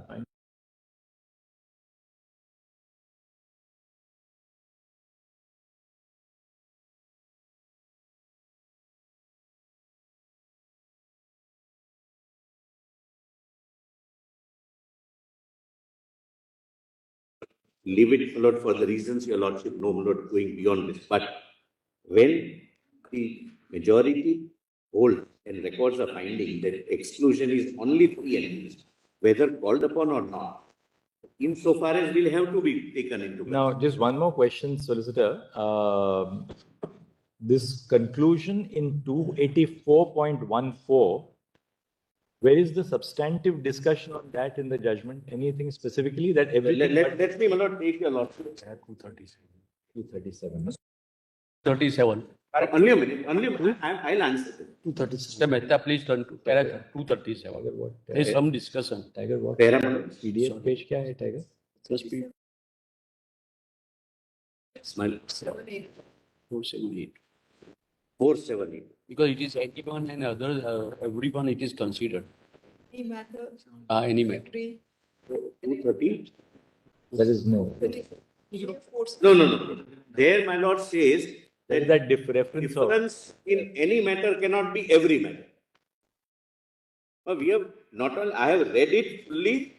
Where does the majority refer to, sorry, I'm interrupting you. Where does the majority refer to clause 3 of Article 239 AA?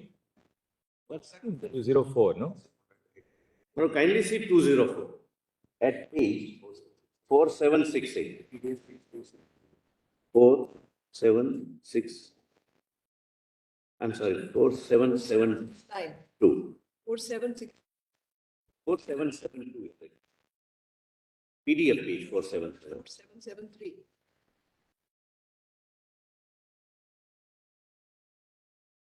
Lordship have page 4768.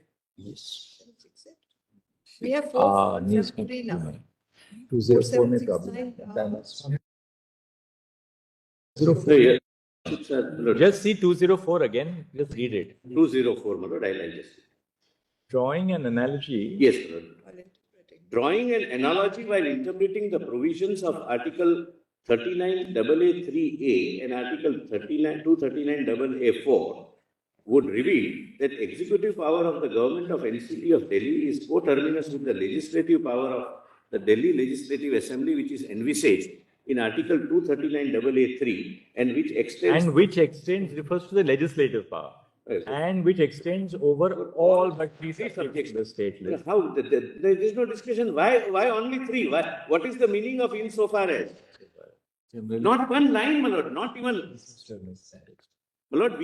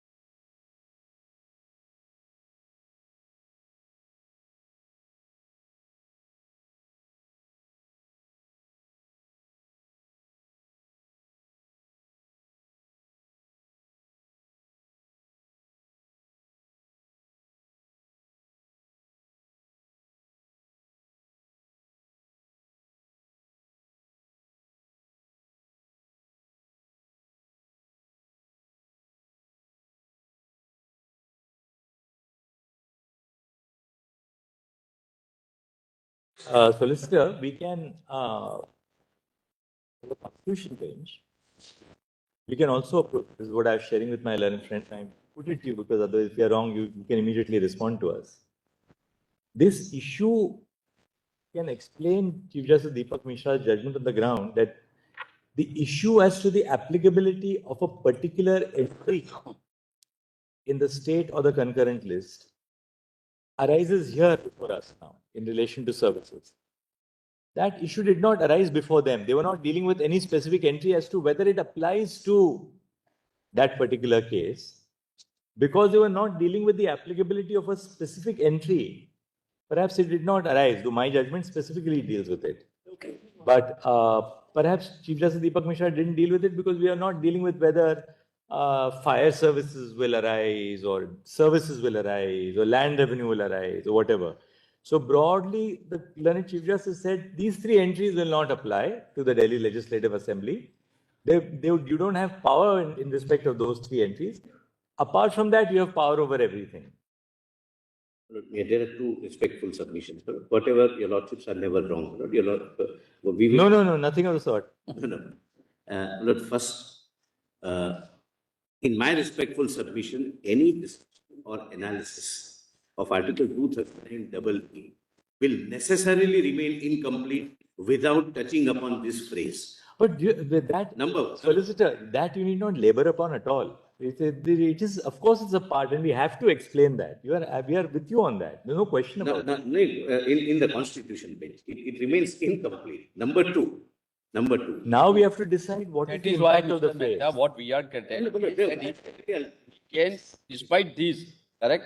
And in that case, the bench had no occasion to consider. We can consider and we'll consider it. That is Now we have to deal with it squarely. Would your lordships, for my satisfaction, come to para 217, how it is considered? There is only one para where this phrase finds.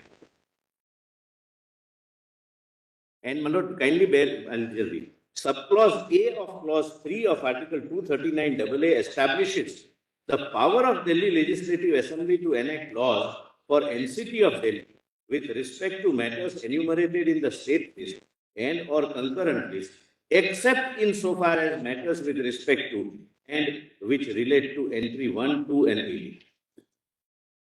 Insofar as the Lord is here, Lord, then where is insofar as? Even there it's not dealt with. Lord, 219. Lord, my relation wants me to read 219. I read 219. What you're saying is, See, to this question, it is correct that what is the operation of insofar as is not a subject matter of this paragraph is what you're saying. To this extent, with respect to entries 1, 2 and 18, the statement as it stands is correct. If for specific, Therefore, that aspect is not considered here. for specific exclusions, Yes. it is correct. But Lord, kindly see now 219. So everywhere we get it only in that. See now 219. That is where, my Lord, the difficulty starts. Thus, it is evident from clause 3 of Article 239 AA that Parliament has the power to make laws for the NCT of Delhi on any of the matters enumerated in the state list and the concurrent list, and at the same time, the Legislative Assembly of Delhi also has the legislative power with respect to matters enumerated in the state list and concurrent list, except matters with respect to entries which have been explicitly excluded. actually, solicitor, let me formulate it like this. As a broad principle, the Parliament as well as as a broad principle, let me go step by step. Parliament as well as the state legislature, in the case of the Delhi Assembly, let me do it like this. Parliament in the case of the Delhi Legislative Assembly, in respect of GNCTD, Parliament has powers to legislate on the state list and the concurrent list. No difficulty about Parliament. The Delhi Legislative Assembly, too. The Delhi Legislative Assembly does not have the power to legislate in respect of entries 1, 2, and 18 and entries 64, 65, 66 insofar as they relate to 1 to 18. Positive statement about Parliament, exclusionary statement about the Delhi Legislative Assembly. Now, the third aspect.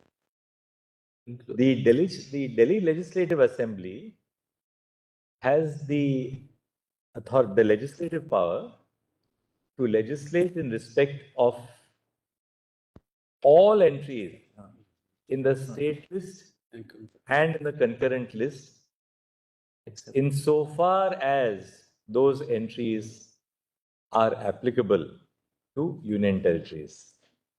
That third aspect, according to you, is a limiting feature, which has not been noticed by the judgment of the majority in the NCTD case. No doubt about the fact that Parliament has the power to legislate entirely in respect of the state list and the concurrent list. No dispute about the fact that the Delhi Legislative Assembly has no legislative jurisdiction over entries 1 to 18, 64, 65, 66, insofar as they relate. But third, even in respect of other entries in the state list and concurrent list, other than 1, 2, and 18, the Delhi Legislative Assembly has the authority to legislate only insofar as those entries are applicable. Only insofar as they are applicable to union territories. Now, moot question. Does the legislative entry of services relate to the union territories? Are they implied expression, the implied expression. Are they applicable to union territories? But only, I bow down. Only last. Now there, Mr. Solicitor, we'll stretch your argument. Your argument is that you're not contending that the Delhi Legislative Assembly will not have legislative jurisdiction over services merely because entry 41 uses the expression state. Yes. Because that you're trying to bring it within the fold of my judgment.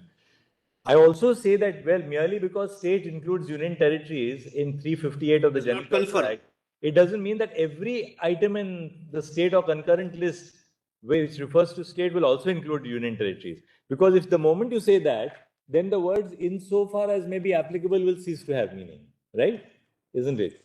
So now, according to you, if you look at part 14 of the Constitution, which was amended by the 7th Amendment to the Constitution, consciously a departure was made while amending the Constitution not to bring in union territories into part 14 of the Constitution.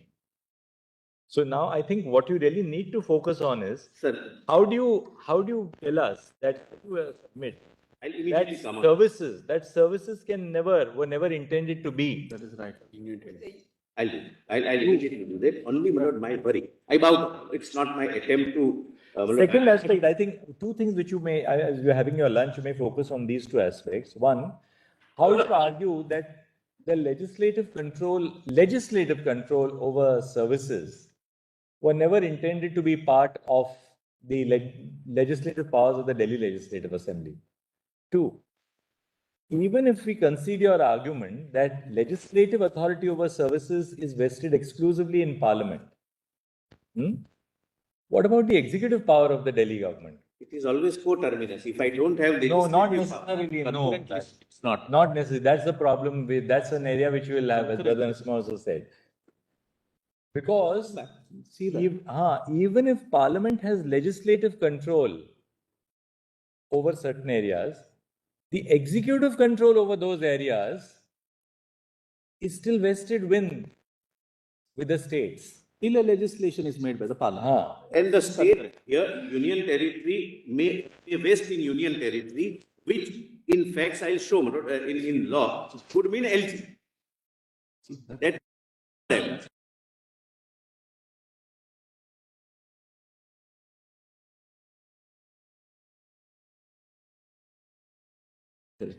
You see, I'll tell you why. 162, and then you'll rise for lunch. Just see 162 of the Constitution. Huh?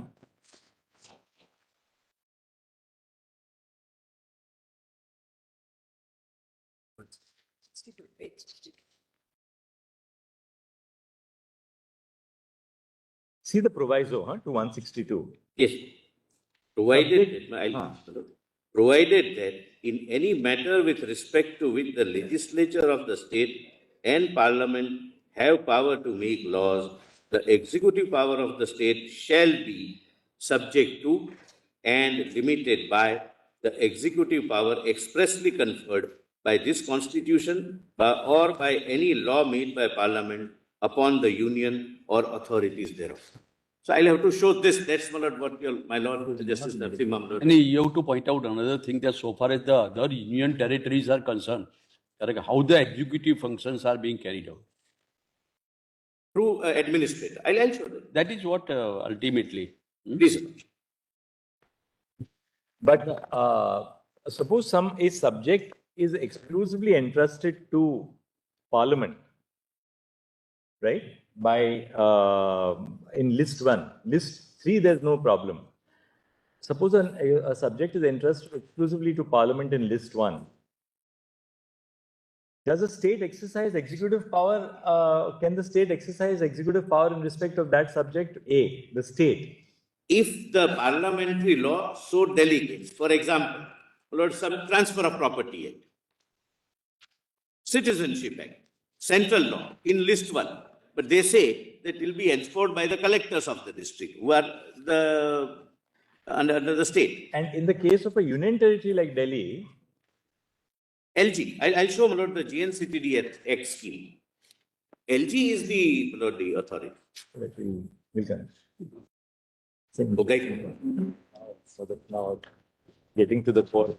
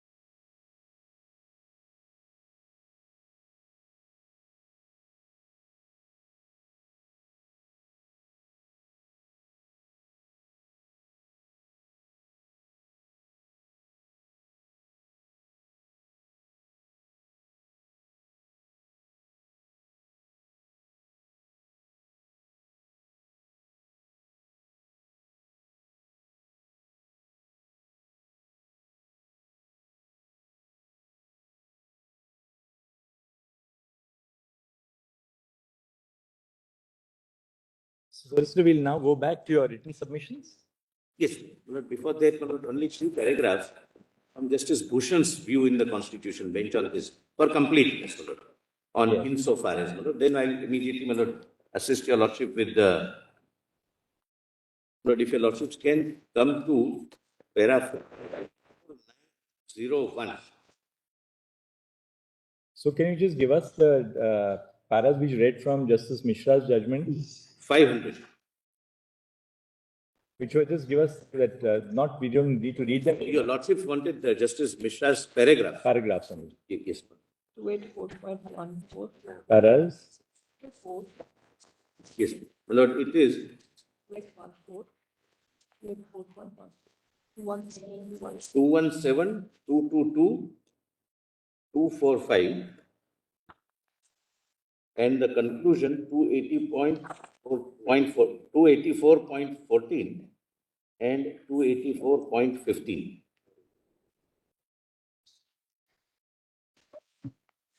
yes. And I'm sorry, no, 204 also. And the contention which we raised is in para 13. I'll give, my lord, a short note, my lord, which And para contains. my judgment, which are the paras you say? Pardon? My judgment? Yes. 316, I think. Am I right, SG? 316460. Yes. Wow. 316, my lord. And 463. 460, 461, 462, and 463. Now we go to Justice Bhushan.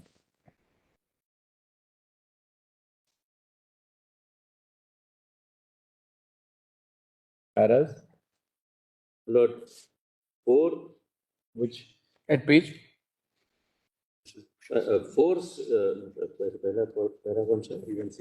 316, my lord. That is at page, my lord, I'll give the pagination. Even more than and the lord says, no, give me a minute.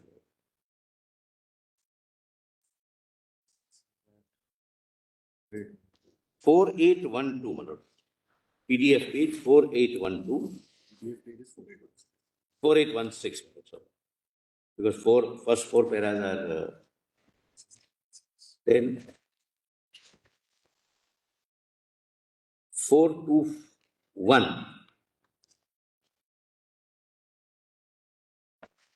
421, page 4860. And 460.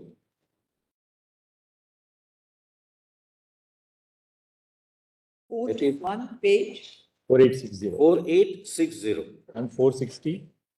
460 is 4882. And 463, 4886.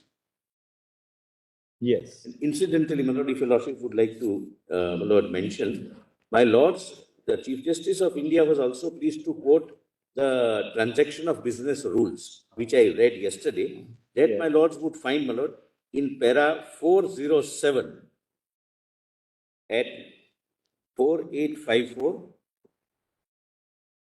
and para 424 at page 4862.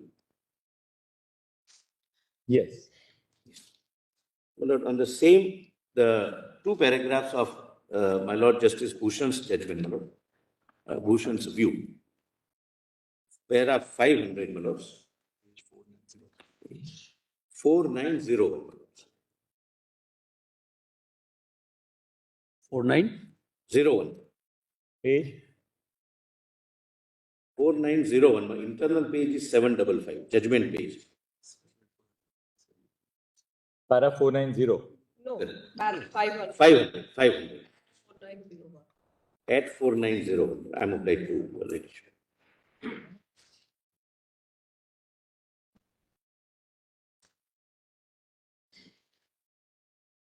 Yes.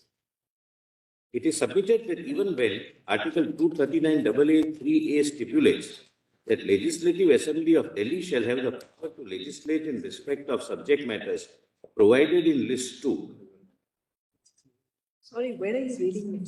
I'm sorry, para 500. Very well.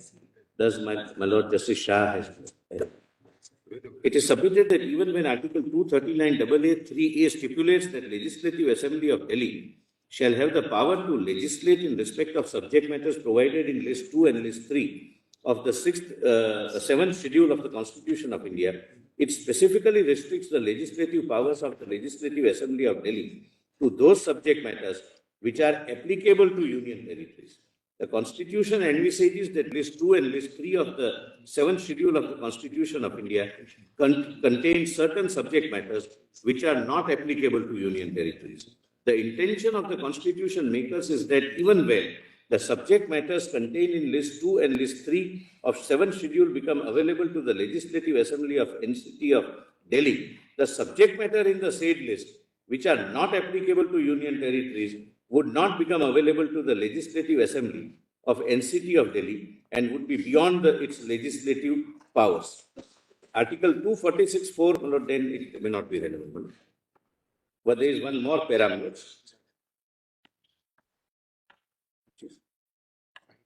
550.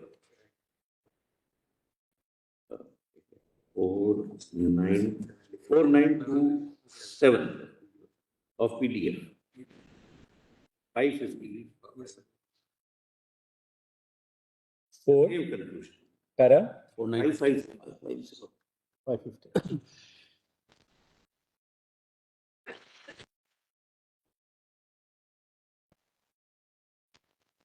Compilation page is 4923.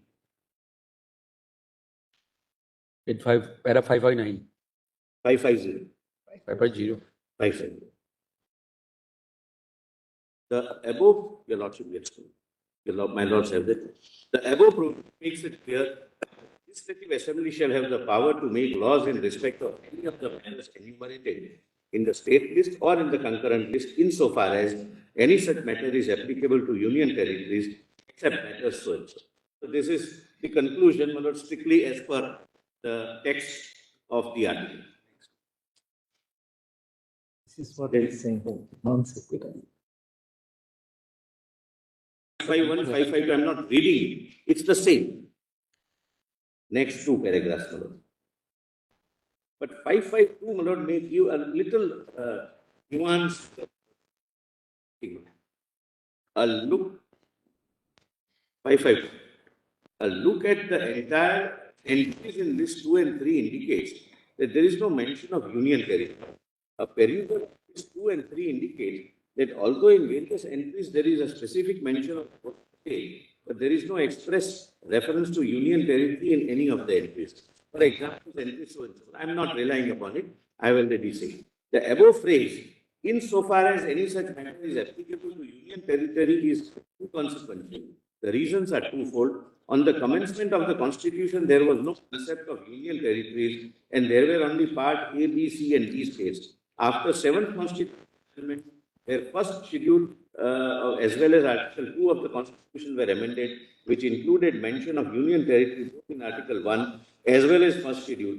Thus, the above phrase was used to facilitate the automatic conferment of power to make laws for Delhi on all matters, including those relatable to state list, etc. State list and concurrent list, except where an entry indicates that its applicability to the Union territory is excluded by implication or any express constitutional provision. What your lordship? So that, right. So the Bhushan also takes the same view that the use of the word state doesn't matter. The reason why state came in was because originally there were no Union territories at all before the 7th Constitution. Yes, my lord. Now, one submission of Dr. Singhvi, my lord, which I may, my lord, at the outset deal with and then come to services. The submission was that why insofar as is mentioned, so that every time the Constitution is not required to be amended.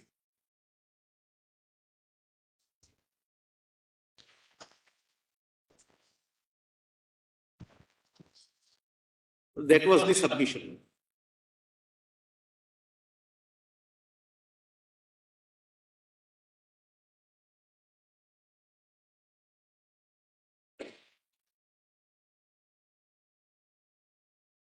Yes. Lord, your lordships may your Lordship knows, Article 239 AA itself came by way of a constitutional amendment. If the Parliament wanted to amend it, it would have said that entry so and so are excluded. So they wanted it, my lord, in a contextual form, that some entry may, under some circumstances, fall within, may be applicable to union territory, may not be applicable to union territory. It will be decided. Now, before we deal with services specifically, what is your submission? How do you interpret the phrase insofar as is applicable? I mean, what is the test which we should apply? Yes. Lord, my respectful submission is that so far as services are concerned, my lord, and insofar as, my lord, I am referring only to services. No, independent of services. How do we decide whether that entry is, that matter is applicable or otherwise? To Yes, your Lordships, my lord, would test whether a particular subject, particular matter, not entry, but the particular matter can ever be within the domain of the union territory or not. As a class, not Delhi, as opposed to federating states.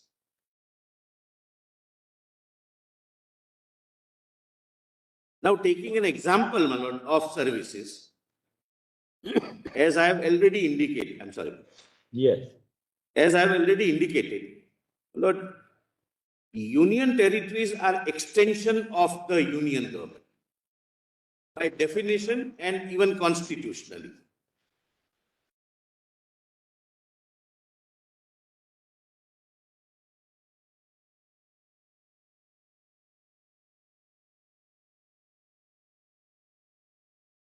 The very purpose of creating one particular geographical area as a union territory by itself suggests that the union itself wants to administer that territory, meaning thereby through its own offices.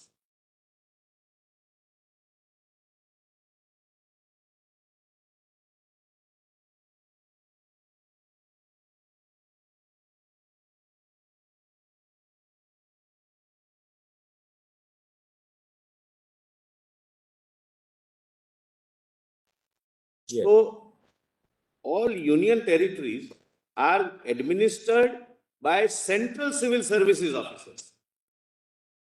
And they are all central government officers.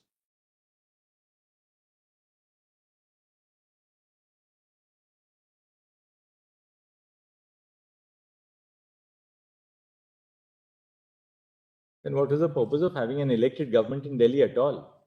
Yes, I'll just answer that.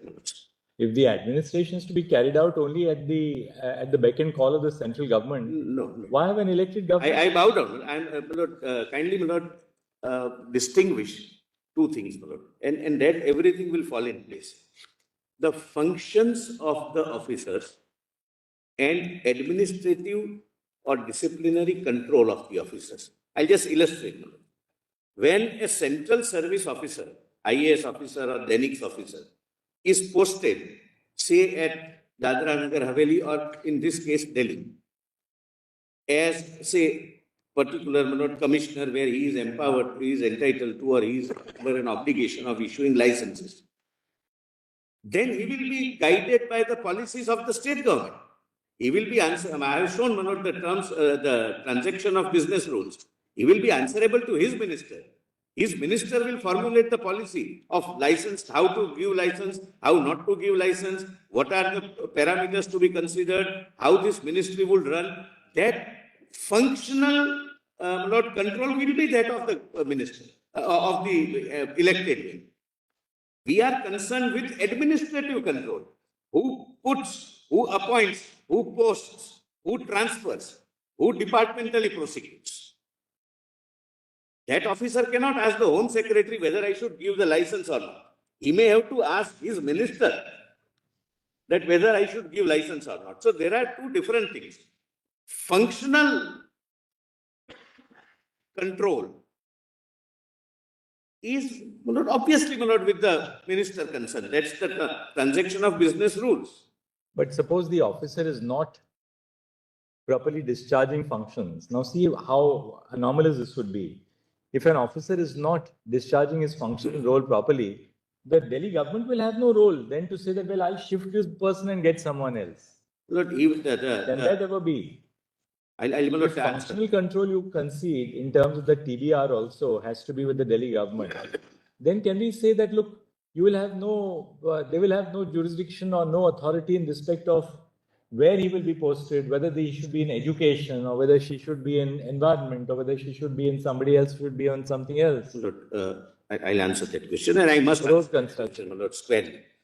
Lord, the examples given were, my Lord, very, very simplistic examples that I don't want this man to be in the health and I want him to be in the industry. Look, can I not do that? Lord, let us examine the fundamental question why that control is necessary. Suppose the central government, as per the rules, my Lord, which I will show, posts a particular officer as industries secretary or secretary environment or any other secretary. Delhi is the capital of the country. But I'm sorry, but this may be really, Lord, going to the root of it. Lord, we have neighboring states. Capital has neighboring states. And maybe as per the policy of the Delhi government or irrespective of the policy government, he starts having a non-cooperation with some secretary dealing with the similar department in, say, Punjab or Haryana or Rajasthan or UP, continuously. Suppose Haryana person, Home Secretary, is dealing with, say, terrorism or dealing with some act, and this man never cooperates. Lord, would it not be imposing a question to myself necessary for the state government to say that no, you remain there, but you are shifted to health? Suppose health secretary maybe as per the policy of the government or as per his own whims, start acting in a manner that there is an epidemic, either spread of an epidemic, there can be a policy, but not, there is an epidemic or pandemic, and some actions are not taken for some reasons, which might have an all India implication. The state government must retain its control. And if there is a bona fide reason that this officer misbehaves, this officer is not suitable for the post, this officer has committed misconduct, then disciplinary authority is undisputably, as per law, the Ministry of Home Affairs. You just indicate the law, LG, that you transfer this officer, and LG is under an obligation to forward it to the cadre controlling authority. That's how the scheme has worked so far. Lord, I have the list. Whenever, Lord, there was a request from the minister that either appoint somebody from bringing from somewhere to my department or transfer someone, LG is just intimated in writing and necessary actions are taken. But as a law, as a constitutional proposition, Lord, that power is retained with the central government by LG as a representative of the President of India because you are administering the capital of the country. I am not on functional control. In the reference is made to the cadre rules. You will have to, in your own way, you tell us. I will. The 11A rules. Then when the postings are to be made, yes, the cadre rules, once the allocation is made to a particular state or a union territory where state is defined to include a union territory. Once the allocation is made, the rules say that the postings are to be left to the state. That is one. You address us. I'm sorry. On that issue. My apologies. Flagging that. Dr. Singh, on the other hand, also said that postings will vest in me as a state, but the union could continue to have the disciplinary authority. So therefore, we have a duality. In IAS, we know invariably the cadre controlling authority is always the union because DOPT will control that. But with respect to the postings, assignments, invariably happen by the chief secretary or GID department. How does states? Yes, I'm sorry. Tell us the distinction as against a state in a union territory, number one, first layer, and as against union territory so far as NCT is concerned. There is a further difference there. Yes. In your own way, you'll have to answer that question. Lord, I just want to let you answer that first. Lord, kindly come to my written submissions. Now, while you're at it, Mr. Mehta, also vis-a-vis other UTs, is that how you're doing it? Same. Yes, I can make that statement. Through administrator. In Delhi, the difference is administrator's nomenclature is LG. But he is not a governor in that sense of the term, constitutionally. He is an administrator.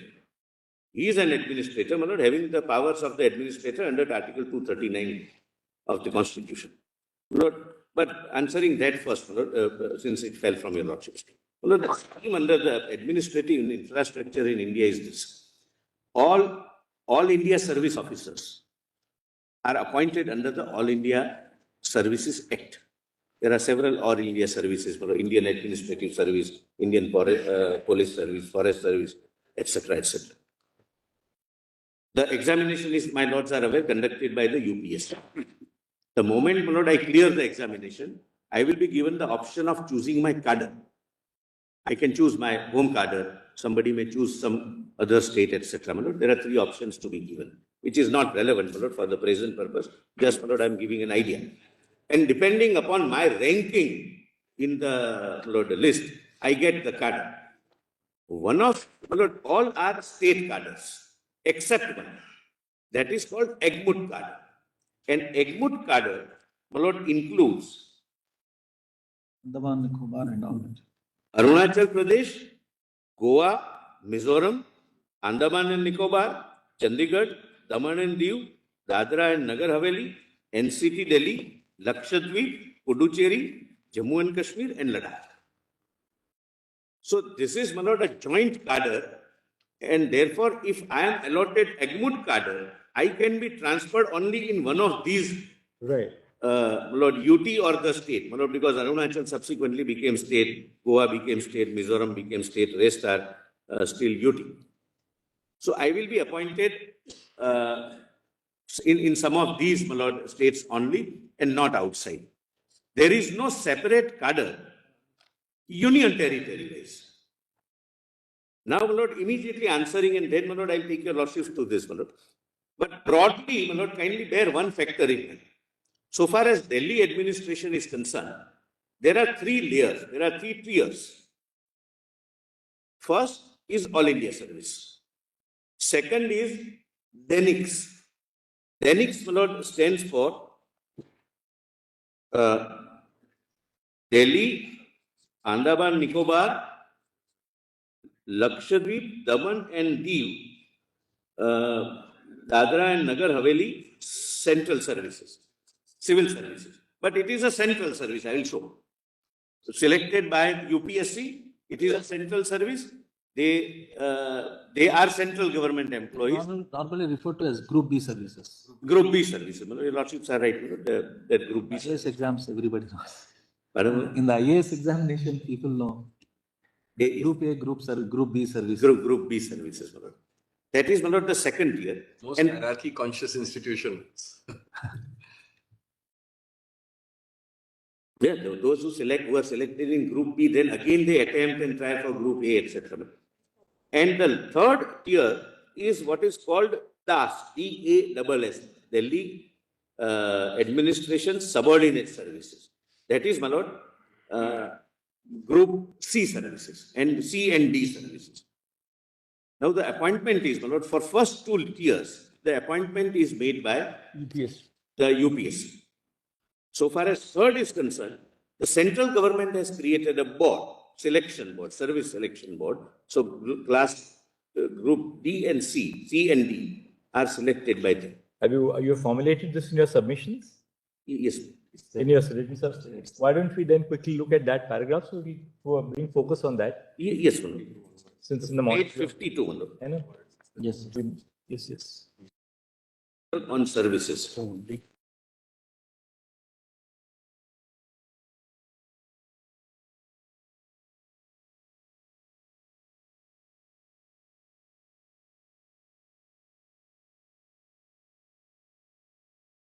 Page number? Sorry. Lord, if your lordship don't mind, kindly come to page 55. 50? 5. But before that, if your lordships can just take the constitution, the chapter of services. Lord, part 18, start, 14, Lord, starting with 308, article 308. Your lordships are dealing with a question as to whether services and state service commission can fall within NCT of Delhi or not. Lord, kindly, my Lord, this is slightly crucial. If I can show that there cannot be a state public service commission in NCT of Delhi, your lordships would not bifurcate entries that half entry is available and half is not available. Correct, my Lord? That's a settled law of constitutional interpretation. Now, kindly see 308. I have already, my Lord, indicated this in the beginning. In this part, unless the context otherwise requires, the expression state does not include the state of Jammu and Kashmir. I have already said this was same 7th Amendment where Union Territory was introduced, and therefore the legislative parliament has consciously not used the word Union Territory here.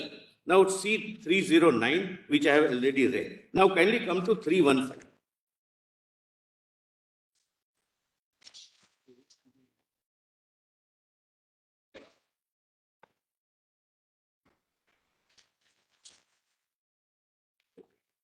Then I'll take your losses through the written submissions. Subject to the provisions of this article, your lordship gets, my Lord? Yes. There shall be a public service commission for the union and public service commission for each state. So first of all, literal interpretation means it is the state which can have public service commission. UT is excluded in 308. That is the first submission. Then 2, which becomes more clear. 2 or more states may agree that there shall be one public service commission for that group of states, and if a resolution to that effect is passed by the House, or where there are 2 houses, by each houses of the legislature, those states, Parliament may by law provide for the appointment of a joint state public service commission referred to in this chapter as joint commission.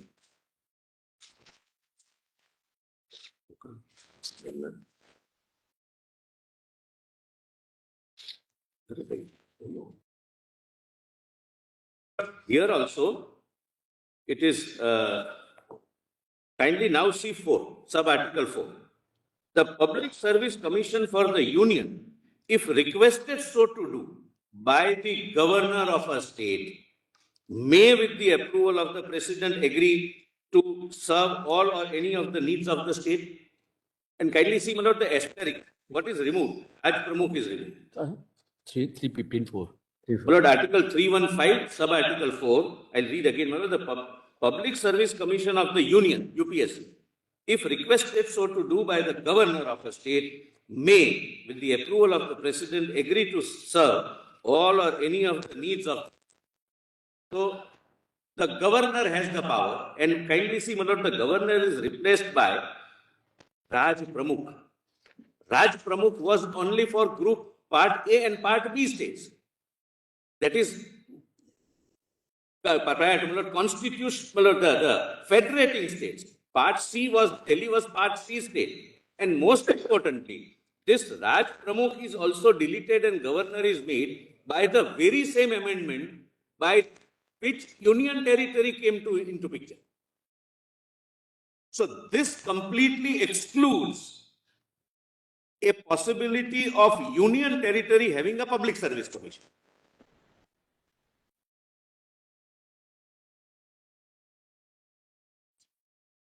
Now kindly see, my Lord, 316.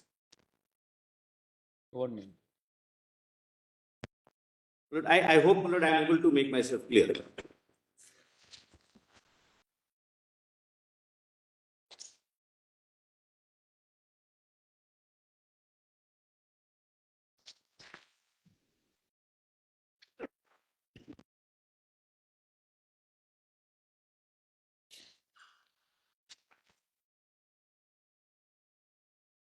Look, the submission is the very same amendment, namely 7th Constitutional Amendment, which introduces Union Territory, which introduces administrator for union territory, amends Article 315 to include only the governor, meaning thereby here state means state, not union territory.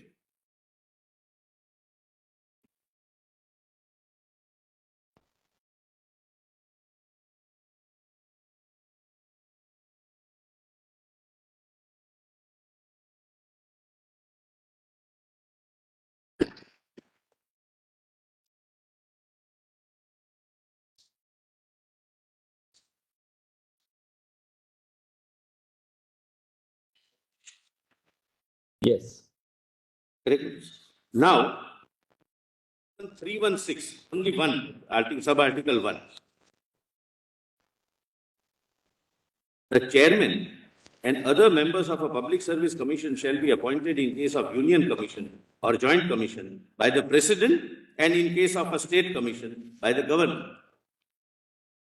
There is no provision for administrator appointing the chairman because there cannot be a service commission for the union territory.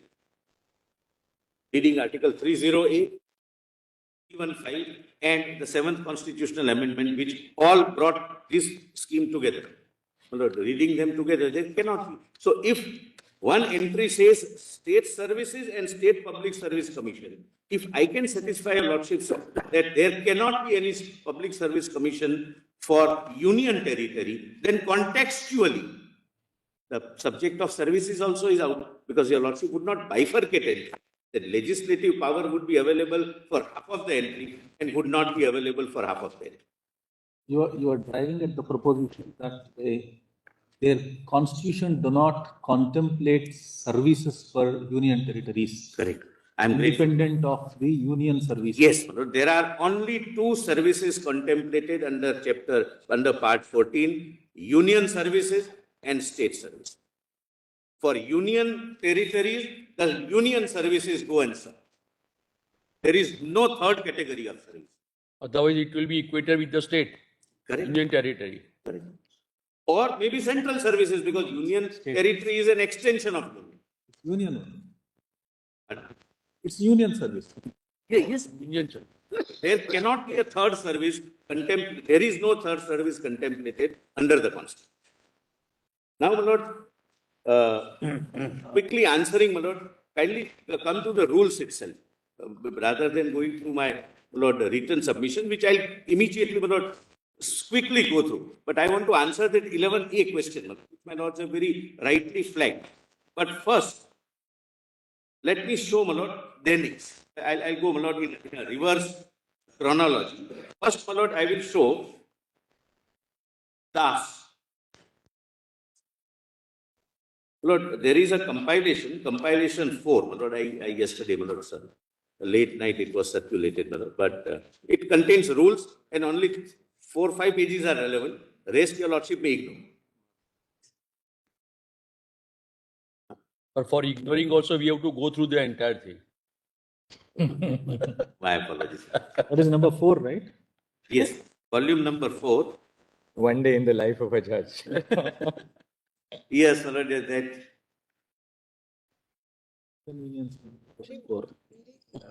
Lord, I am reading item number 9, NCP of Delhi, my lord, Dainik rules. 142, page 142. My lord, the Chief Justice, my lord, very kindly put the query. Where is the power of appointment? From where do I get it? Who appoints? Therefore, my lord, I am going by my lord. Das first, lord, I'm sorry, page number I am giving wrong. 188. 188. 188. You said 140. 188. Item number 11, my lord, PDF page would be 200. I'm sorry, 190. 190. English. There is English version. No, continuation. 200. Okay. It's all, English version starts at 200, Mr. First. 202, my lord. Here, this is class CND. Yeah, Das, Delhi Administrative Subordinate Services. And these are, my lord, the Is this a feeder category for For Danix, Is that a feeder? and yes, and Danix is feeder category for all India services. But there is a maximum limit prescribed 30% or 33%. 33%. It cannot cross that. Otherwise, direct recruits up to 67% and from the feeder cadre by promotion 33%. These rules may be called the Government of National Capital Territory of Delhi subordinate service rules, but made by the central government, not by the state government. Definitions. Lieutenant Governor means Lieutenant Governor of the NCT of Delhi appointed by the President under Article 239. Then appointing authority in grade 1 and grade 2 means the Chief Secretary, and in relation to grade 3 and grade 4, the heads of department concerned for the purpose of these rules. Then commission means the Union Public Service Commission. Then direct recruitment means recruitment through competitive examination held by Delhi Subordinate Service Selection Board. And board means Service Selection Board. Then your Lordships, my Lord Justice Narasimha rightly pointed out, my Lord, grading also is given in Rule 3. This was what I'm saying. My Lord, kindly Rule N.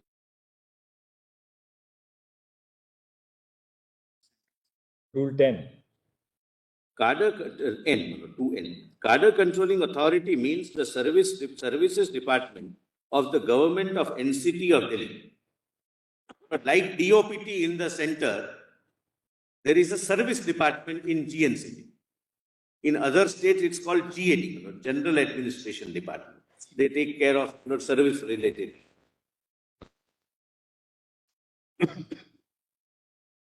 Then, my Lord, this cadre controlling authority, Lord, kindly see Rule 11 at page 203.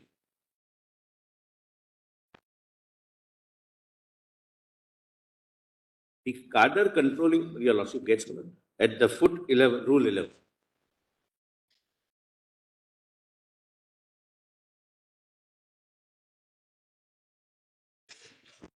My Lord, liability of the service unless he is on leave, your Lordship.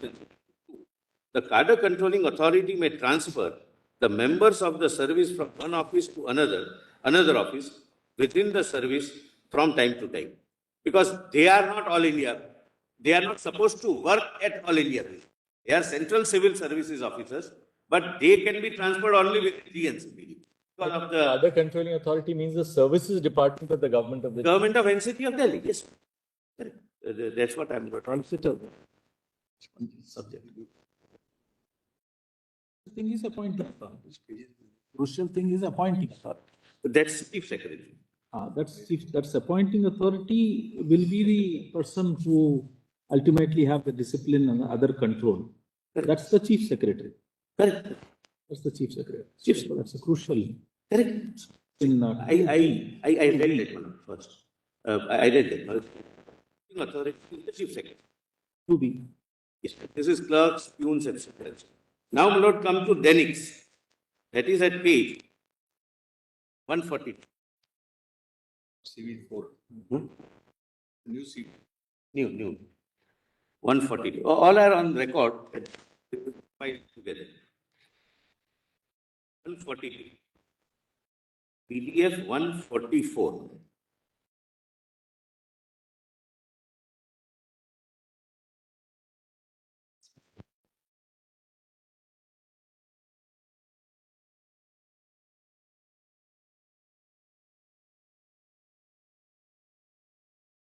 Does your Lordship statement? May I read?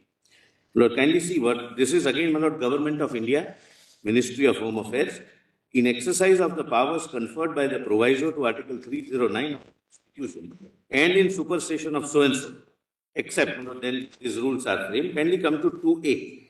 Administration means the government of NCT of Delhi in respect of National Capital Territory of Delhi and Union Territory Administration in respect of Union Territories of Andaman and Nicobar Islands, Lakshadweep, Daman and Diu, and Dadra and Nagar Haveli.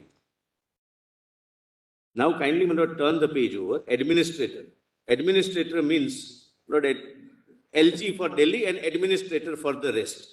Means the administrator appointed under Article 239 of the Constitution for the Union Territories of NCT, Andaman Nicobar, so and so, so and so.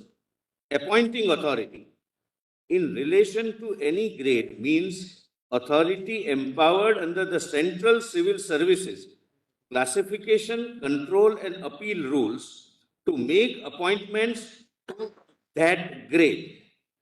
So your Lordship may mark on the side Rule 9 of the Central Civil Services Classification, Control and Appeal Rules, which is, my Lord, the Honorable President. Now, my Lord, G, 2G. Cadre Controlling Authority means the Government of India in the Ministry of Home Affairs. This is the Cadre Controlling Authority. Commission means the Union Public Service Commission. Then government means the Government of India. O, service means National Capital Territory, that is DENIX. Then kindly see 3, composition of service and its classification. There shall be constituted a service known as National Capital Territory of Delhi, Andaman and Nicobar. Well, kindly see 3. The post in junior administrative grade 1, and selection grade shall be Central Civil Services Group A post, and those in the entry grade shall be Central Civil Services Group B post, just to show that they are central services. Now kindly come to Lord, Rule 11 and 12.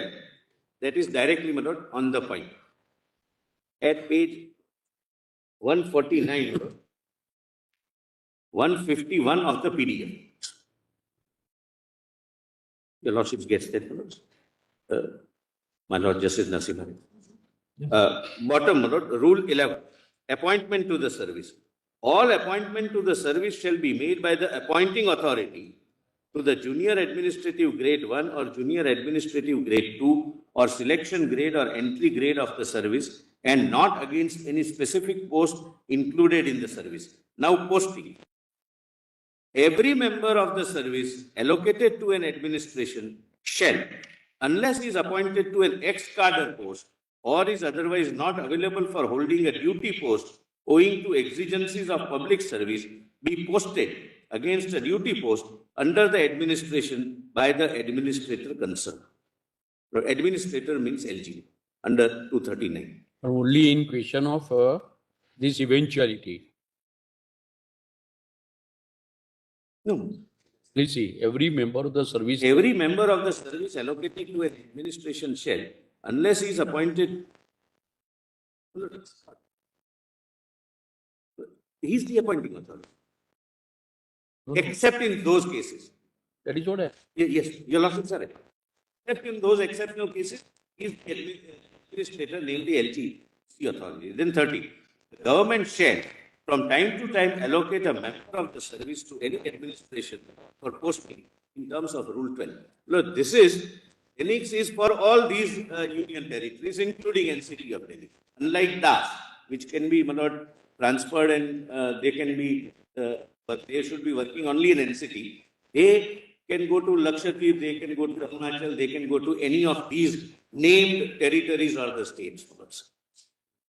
And the government of, means the government of India here in this. 2K, what I have read. So, cadre controlling authority is MHA, government is Government of India, posting by the administrator, and of course, departmental action also by the appointing authority. That goes without saying. Now, coming to the third, all India services. And kindly bear in mind, I am not for a second saying that control means functional control, that how you will discharge your functions. That's not the function. That is as per the transaction of business rules. If a health secretary is supposed to discharge certain functions, he has to say purchase something. Then he did not ask the health secretary of the union.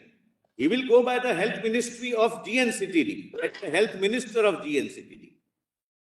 Control is administrative control, posting, transfer, departmental action, etc. That's the issue here. Kindly, my Lord, come to page 1 of this compilation. Indian Administrative Service recruitment rules.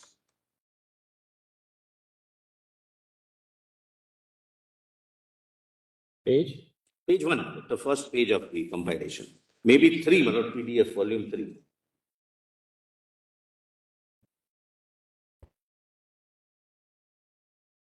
These rules may be called the Indian Administrative Services recruitment rules. Then commission means UPSC, then AA. Direct recruit means a person appointed to the service, but we are not concerned. B. Joint cadre and state cadre have the meaning specific respectively assigned to them in the Indian Administrative Service cadre rules.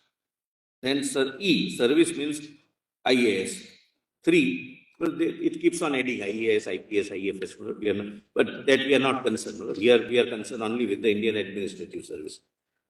State means a state specified in the first schedule to the Constitution and includes union territory. Well, this came in 1958.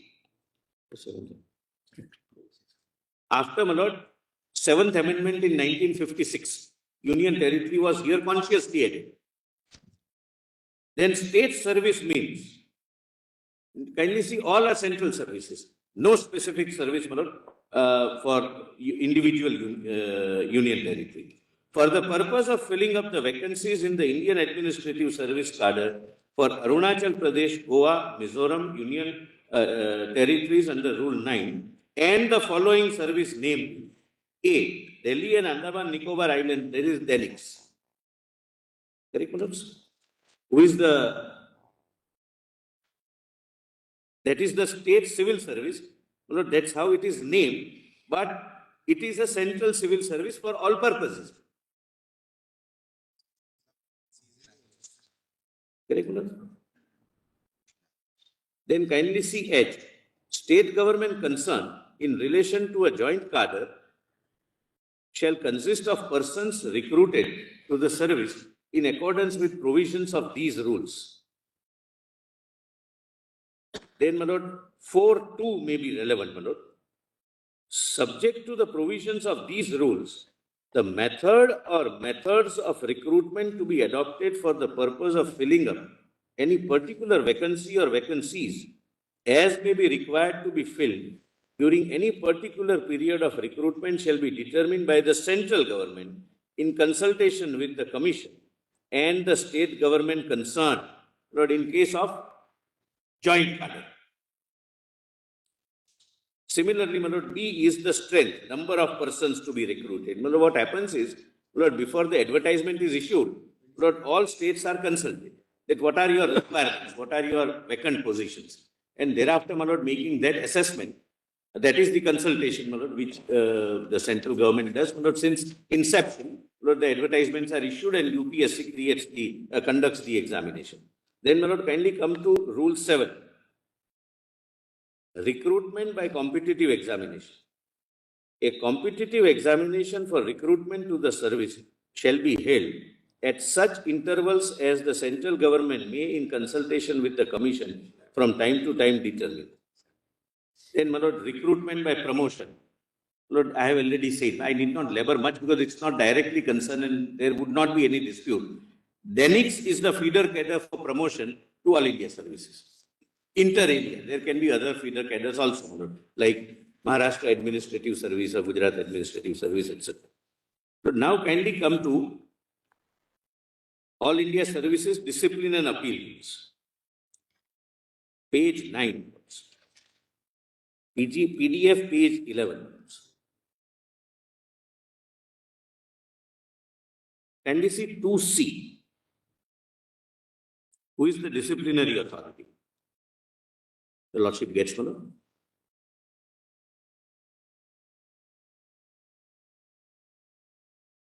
May I read? Yes.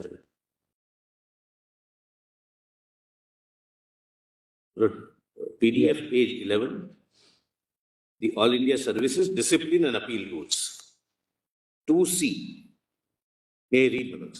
Government means in case of a member of the service serving in connection with the affairs of a state or who is deputed for service in any company, association, or body of individuals, whether incorporated or not, which is wholly or substantially owned or controlled by the government of a state or in local authority set up by an act of legislature of a state, the government of that state. When melody goes to the state cadres, Gujarat cadre, Maharashtra cadre, etc.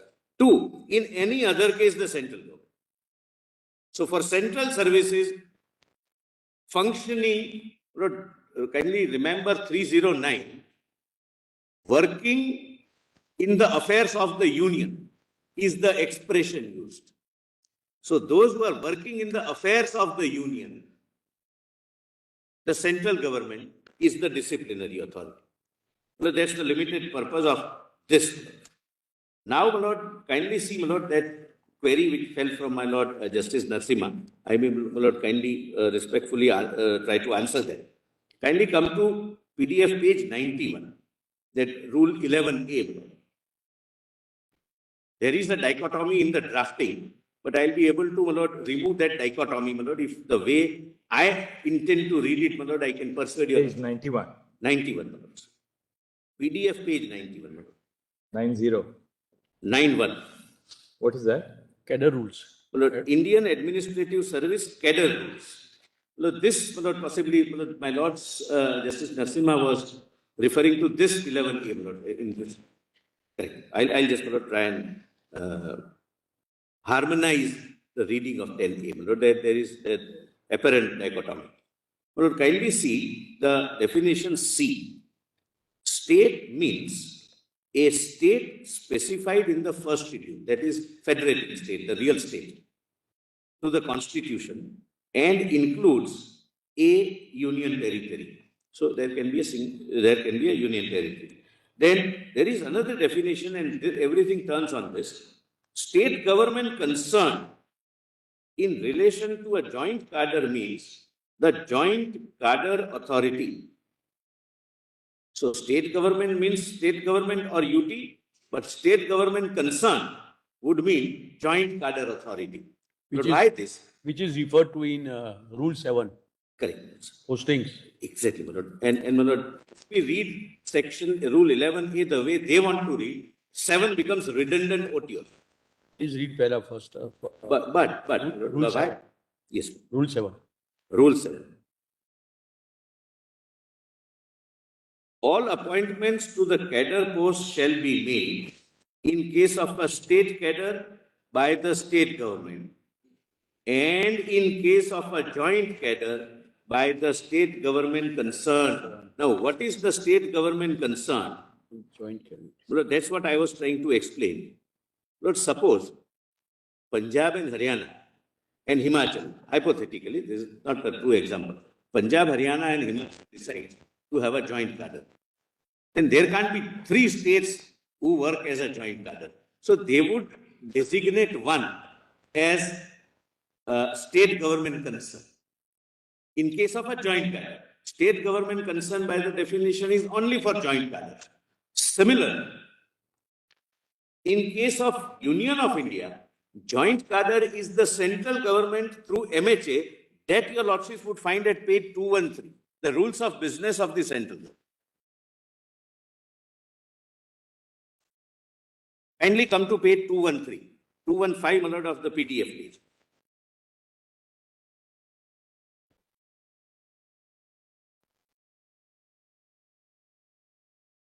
What bookmark is that? Lord, it kindly come to 308 directly. PDF bookmark. 12. 12. But it's a long rule, scholar, but I am directly coming to 308, the relevant part. This is, my lord, rules of business made by the president. But how does he get over?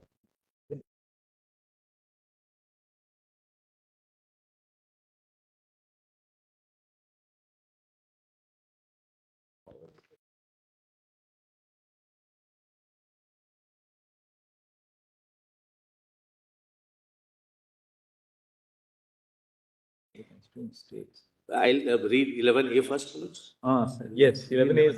Yes, sir. But kindly take it that for postings The state government concern is Union of India through MH. Kindly take it for the time being. I'll come to 11. Kindly come to 11.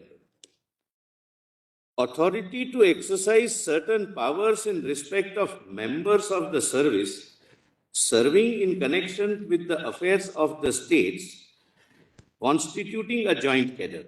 My Lord, in the context, this is joint cadre of the states as we understand. Your Lordships have said,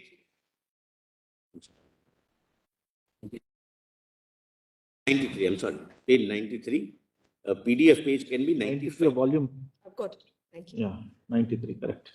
My Lord, this is Nasima against. I'll read it again, my Lord. Authority to exercise certain powers in respect of members of the service serving in connection with affairs of the states constituting a joint cadre.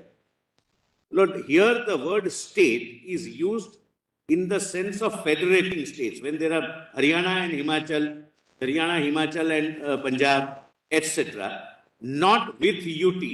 And why I say so, my Lord, kindly see. The powers of your Lordships have seen, 7 says appointing authority is the state government concern, which is Union of India. Now, the powers of the state government under the second proviso, to sub-rule 2 we are not concerned, under clause 1 so and so, and under rule 7, we are concerned with rule 7. In relation to members of the service serving in connection with the affairs of the constituent state shall be exercised by the government of that state. 7 says by the state government concerned, and here it says government of that state. So if we take literally government of that state as defined to include UT, then rule 7 becomes redundant and odious. So the only way to have harmonious construction is to read state in rule 11A as federating state.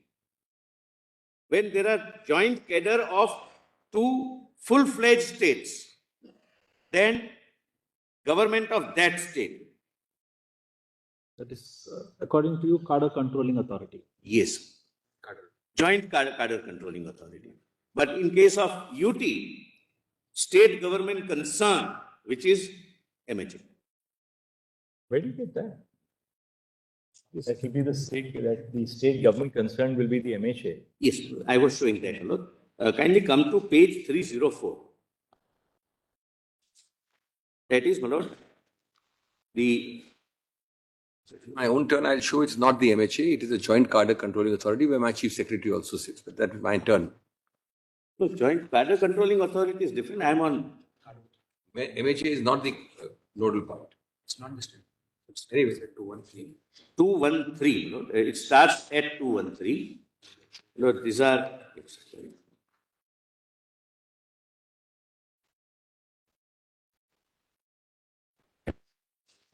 I'll come to that joint cadre control. Your briefing is a little earlier than what I suggest. Asking the page number, I'm not interrupting. No, you can interrupt. But 304. 304. 304. 304. At 306, my Lord. Home Ministry of Home Affairs, my Lord. Tell me the page. 304, but PDF page 305. 306, I'm sorry. PDF 306. Serial number? No, the top is Ministry of Home Affairs, within bracket, Grih Mantralaya. Sorry, we are not getting. Yes, 304. 304, yes. In the index, it's not there, but it's there. Yes. Page number mein to hai. Yes. Ministry of. Lord, these are the powers delegated by the President of India in exercise of the constitutional powers under the rules of business. Your Lordships are aware, rules of business are made by the President. Kindly come to, my Lord, 307. 308. There is a preamble to this. That first page is missing. Pardon? What are these rules called, Solicitor? Lord, these are rules of business, Rules of business. allocation of business. Lord, Allocation of business rules normally. yes, my Lord, page 210. 213, I'm sorry, 213 or 217. 215, sorry, there is a 215. Can you see, my Lord, the government of India within bracket allocation of business, bracket over pools, 1961. That's right. Very good. This is a part of that. 308 is a part of these rules. 213 years. Application. Look, kindly see 3, Roman 3 at page 308. Union territories. Page 308. Yes. What are the subjects which are which are given to the Ministry of Home Affairs by the President? Union territories. 7. Union territories with legislature. A. National Capital Territory and City of Delhi. All matters falling within the purview of the Union government in terms of provisions contained in Part 8 of the Constitution, insofar as these are applicable to the National Capital Territory of Delhi and the Government of National Capital Territory of Delhi, excepting matters with respect to entry 18 of the state list and all such matters as have been specifically assigned under these rules. So first, my lord, if your lordship takes the view that services fall within union, the power, my lord, then 1 would be the relevant clause. Then I'll read first. All powers and functions of the central government as per provisions of the MCD Act. Your lordship may kindly skip. B, your lordships may kindly skip. That's for Puducherry. A, making of regulations under Article 240 of the Constitution for peace, etc. Your lordships can directly come to D. General questions relating to public services in the union territories and service matters insofar as these fall within the purview of the state governments relating to not all service matters of union territories. Service matters insofar as these fall within the purview of the state government relating to the officers of Indian Administrative Service and Indian Police Service serving in connection with affairs of the union territories. NCT of Delhi, Andaman and Nicobar Islands, and that is DENIX, and Puducherry Civil and Police Services. It's a civil service, but known as Puducherry Civil Service. And E is appointment of lieutenant governors and administrators in the UTs. So all service matters, my lord, for UTs with regard to IAS, IPS and DENIX is, my lord, MHA. So this is Union of India's allocation of business rules. Correct. Made under section article Yes. I think executive. 60 72. There. The lordship will give me. All state governments also have this. Article 77, clause 3.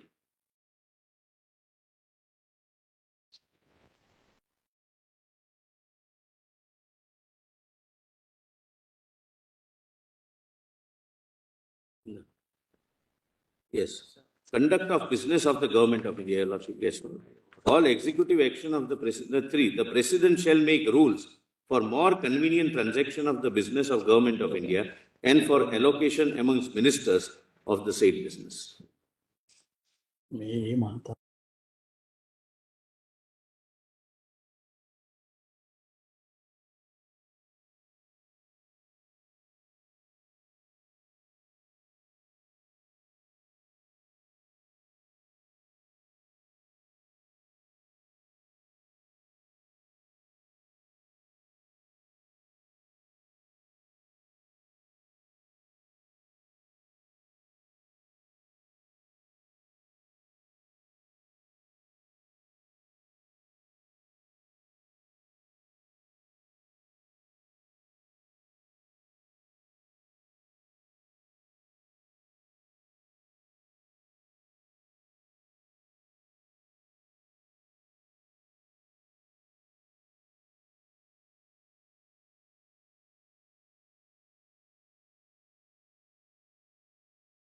Well, how long would you take roughly? Because we are just first tell us what's your time estimate? My lord, without repeating, my lord, at least an hour.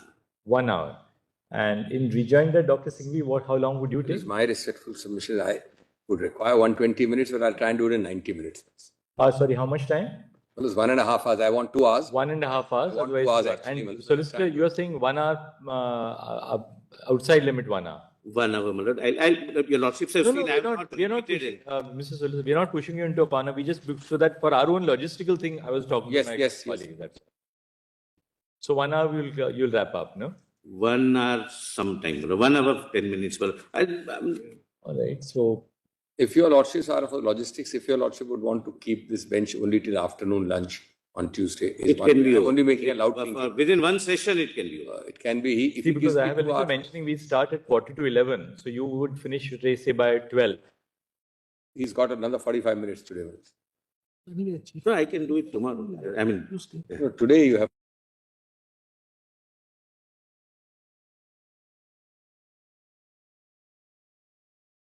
To finish today? Just 10 minutes. 1 hour from now. this is a new topic, my lord. Let me, my lord, finish on Tuesday, my lord. Unless, my lord, your lordships are otherwise occupied or something, my lord, there is some inconvenience. No, because we wouldn't like to give a break in a constitution bench Yes, matter, because if we suppose keep it after 2 weeks, then the matter is the gone. purpose We is want to gone. complete start to finish in a constitution bench. I normally do that even in regular matters, but I know, your lordships.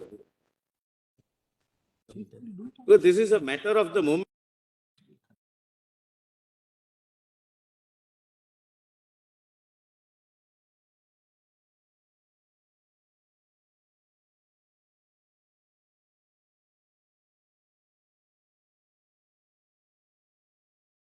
what we can do is today we'll rise at 3:30 so that, if Lord, you're it's starting. 3:15 already. If your lordships can consider rising now, Lord, rather than Unless your lordships, No, we your can lordships gave an some inch. more time on that. My learned friend wants a yard. Man.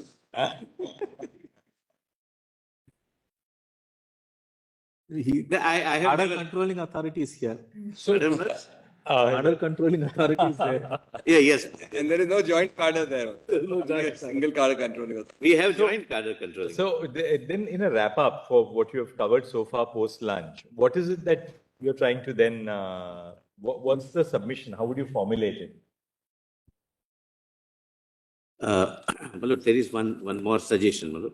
Mr. Salve sent a message that if he can be given for 20 minutes today, Malud, then he For can. what? For what? We have not whom? No, he is for the Malud, this We are not- NX and IAS officers as well. That application. Intervention in a constitution bench. Solicitor, you are here now. Intervention in a constitution bench, your lordship doesn't allow like this. What employee? No. Last day, my lordship has had 2 years of dates before the earlier predecessor bench of my lord. We don't fight on this, Malud. We don't fight. I'm not telling you. He mentioned, Malud, your lordship said, we'll hear you. What that's all. intervention? I mean, an officer's now, No, on a question of law, Malud. Not that he will. You're there, you're So many people intervening this side, that side. You are there.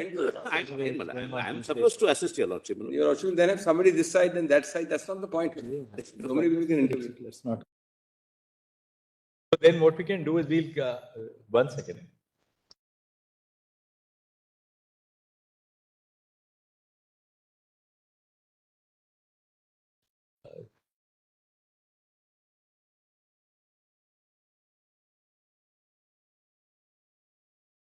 Continue on Tuesday. First on board, we'll continue with the CB. We'll on break. Obliged. Yeah, office. Tuesday. Do that actually. My courtmasters are very smart people. Courtmaster has a suggestion that we can start at 10:30 and mentioning can be at 2:00. Yes, yes. Later. Saturday. Tuesday. I was a young judge in the Bombay High Court, and you start on these specialized jurisdictions like company jurisdiction. Company registrar would tell us, sir, अब ऐसा करना होता है उसमें.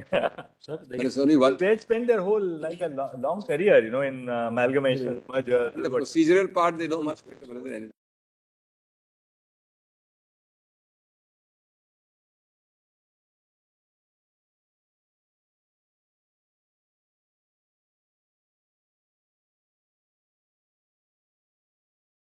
Master, my lord, Justice Shah would know.